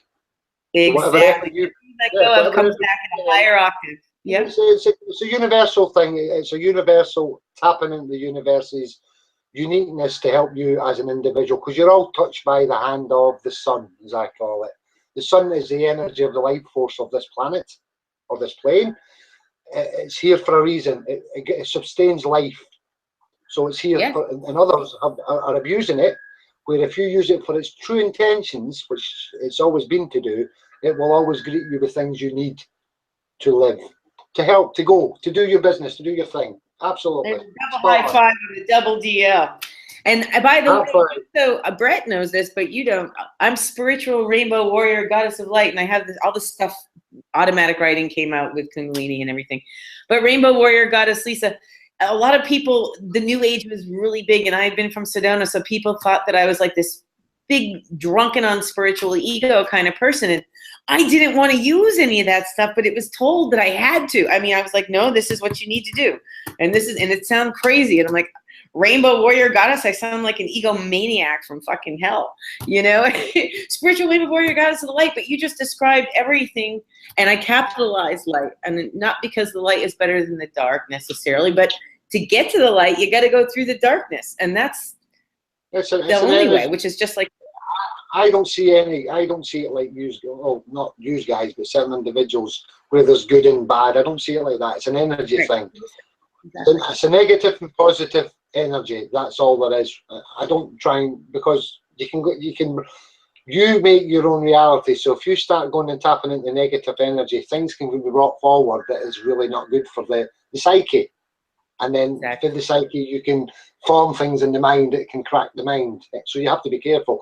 There is a negative and a positive of everything. It is a yin and a yang. Simple as there is a balance. It's a ledger. It's a ledger. Exactly. So you've got to work in balance with it. That's what you've got to do, and that's the whole thing of harmonizing the balance. The balance. Santos. It's all about energy management. Absolutely. Santos he's perfected it. He has perfected it, and he is spot on everything he does. Santos, when he's talking about that side of things and everything he's doing, he's went one level better, and he's got in harmony with himself because he's understanding who he is. What the man, and it's all to do with consciousness, the higher being, everything is a vibration. He knows this. He's worked through all the years he's been doing this. Is flawless. It's absolutely flawless. I mean, David Icke, Santos, the Glossa Boys. I could go on all day with all the other ones in America and everything like that. We could be here all day talking about them. There's a lot of people coming out now. They've all got individual specialist skills. They all have. Think about it this way: if they ever all get together, look out everybody else. That's all I would ever say. We're going to get together. That's what the show's for. It's called Consciousness for a reason. Wake up. Wake up. Oh dear, it'd be frightening. Frightening stuff. Yous are all fighting. Every man and woman's fighting an individual battle at the moment. Yeah. And it's a battle you don't need to fight if you actually know who you are. Once you know who you are, it's fine. It's then learning from that point how to protect you as an individual. Yep. That's what you've got to get in focus with. Protection first.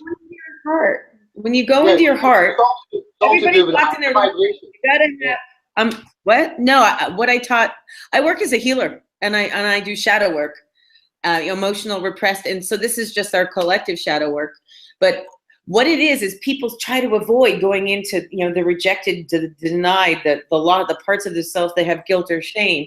And when you have the courage to go in and really look in your mirror and really own back all the pieces and the parts and stuff that you judge, or take a look at the self-limiting beliefs that you allowed to be imposed upon you, and you do your entire programming and perception from the world through that program that's faulty, and then you get to change it, and then constantly check in. You calibrate every day and sometimes every minute, as opposed to the vast majority of people on this planet don't want to change past like 7. Anything. So seven's everything. 7. Santos talks about Santos 7. I love 7. 7s is everything. It's all to do with the magic numbers, especially good and bad. Not good and bad, energy, negative and positive. They are very powerful numbers. They are very powerful. 7 everything. That's I love 7. 7's the age by which your psyche's made. The first fractal. And it goes on and on and on. And yeah, I'm preaching to the people who taught me here. But it all goes back to just to be able to have conversations like this. I mean, I remember when I was so excited to have a conversation with anyone at all, like even on screen, never mind on a radio show, and all of us, you know, I mean, I was like, I felt like I was the only person who, and everybody thought I was crazy. I had no one to talk to. It was a nightmare, and I wasn't a foreign person, and I was a single mom. Santos has been going a long time. Santos, he's been going for a long time. Santos. Oh yeah, no, I've been following it. When did I find you, Santos? I think I found you in, yeah, it was in 2010, before the 2000, yeah. 2011. 2011. Yep. 2011. Yep. 2011, in March, when, you know, the Fukushima and the Arab Spring, all that. That's that month, March. It was March 9th or March 11th was the day. Yes. Yeah, that was the day my Kundalini fired the second time and started a whole nother wave of hell for me. But at the same time, I found you and a whole bunch of other things all at the same time. It was like the fractal popped. But Santos, getting back to you, you know, I was just saying it's all about going through the, you wax poetically on this much more eloquently than I, but what I was saying, it's really, the whole truth is, you gotta, I've decided to promote my ego instead of trying to kill my ego like everybody will tell you. It's about promoting it to my director of integrity for my higher self, my heart, my soul. And so that way I give it a good job all at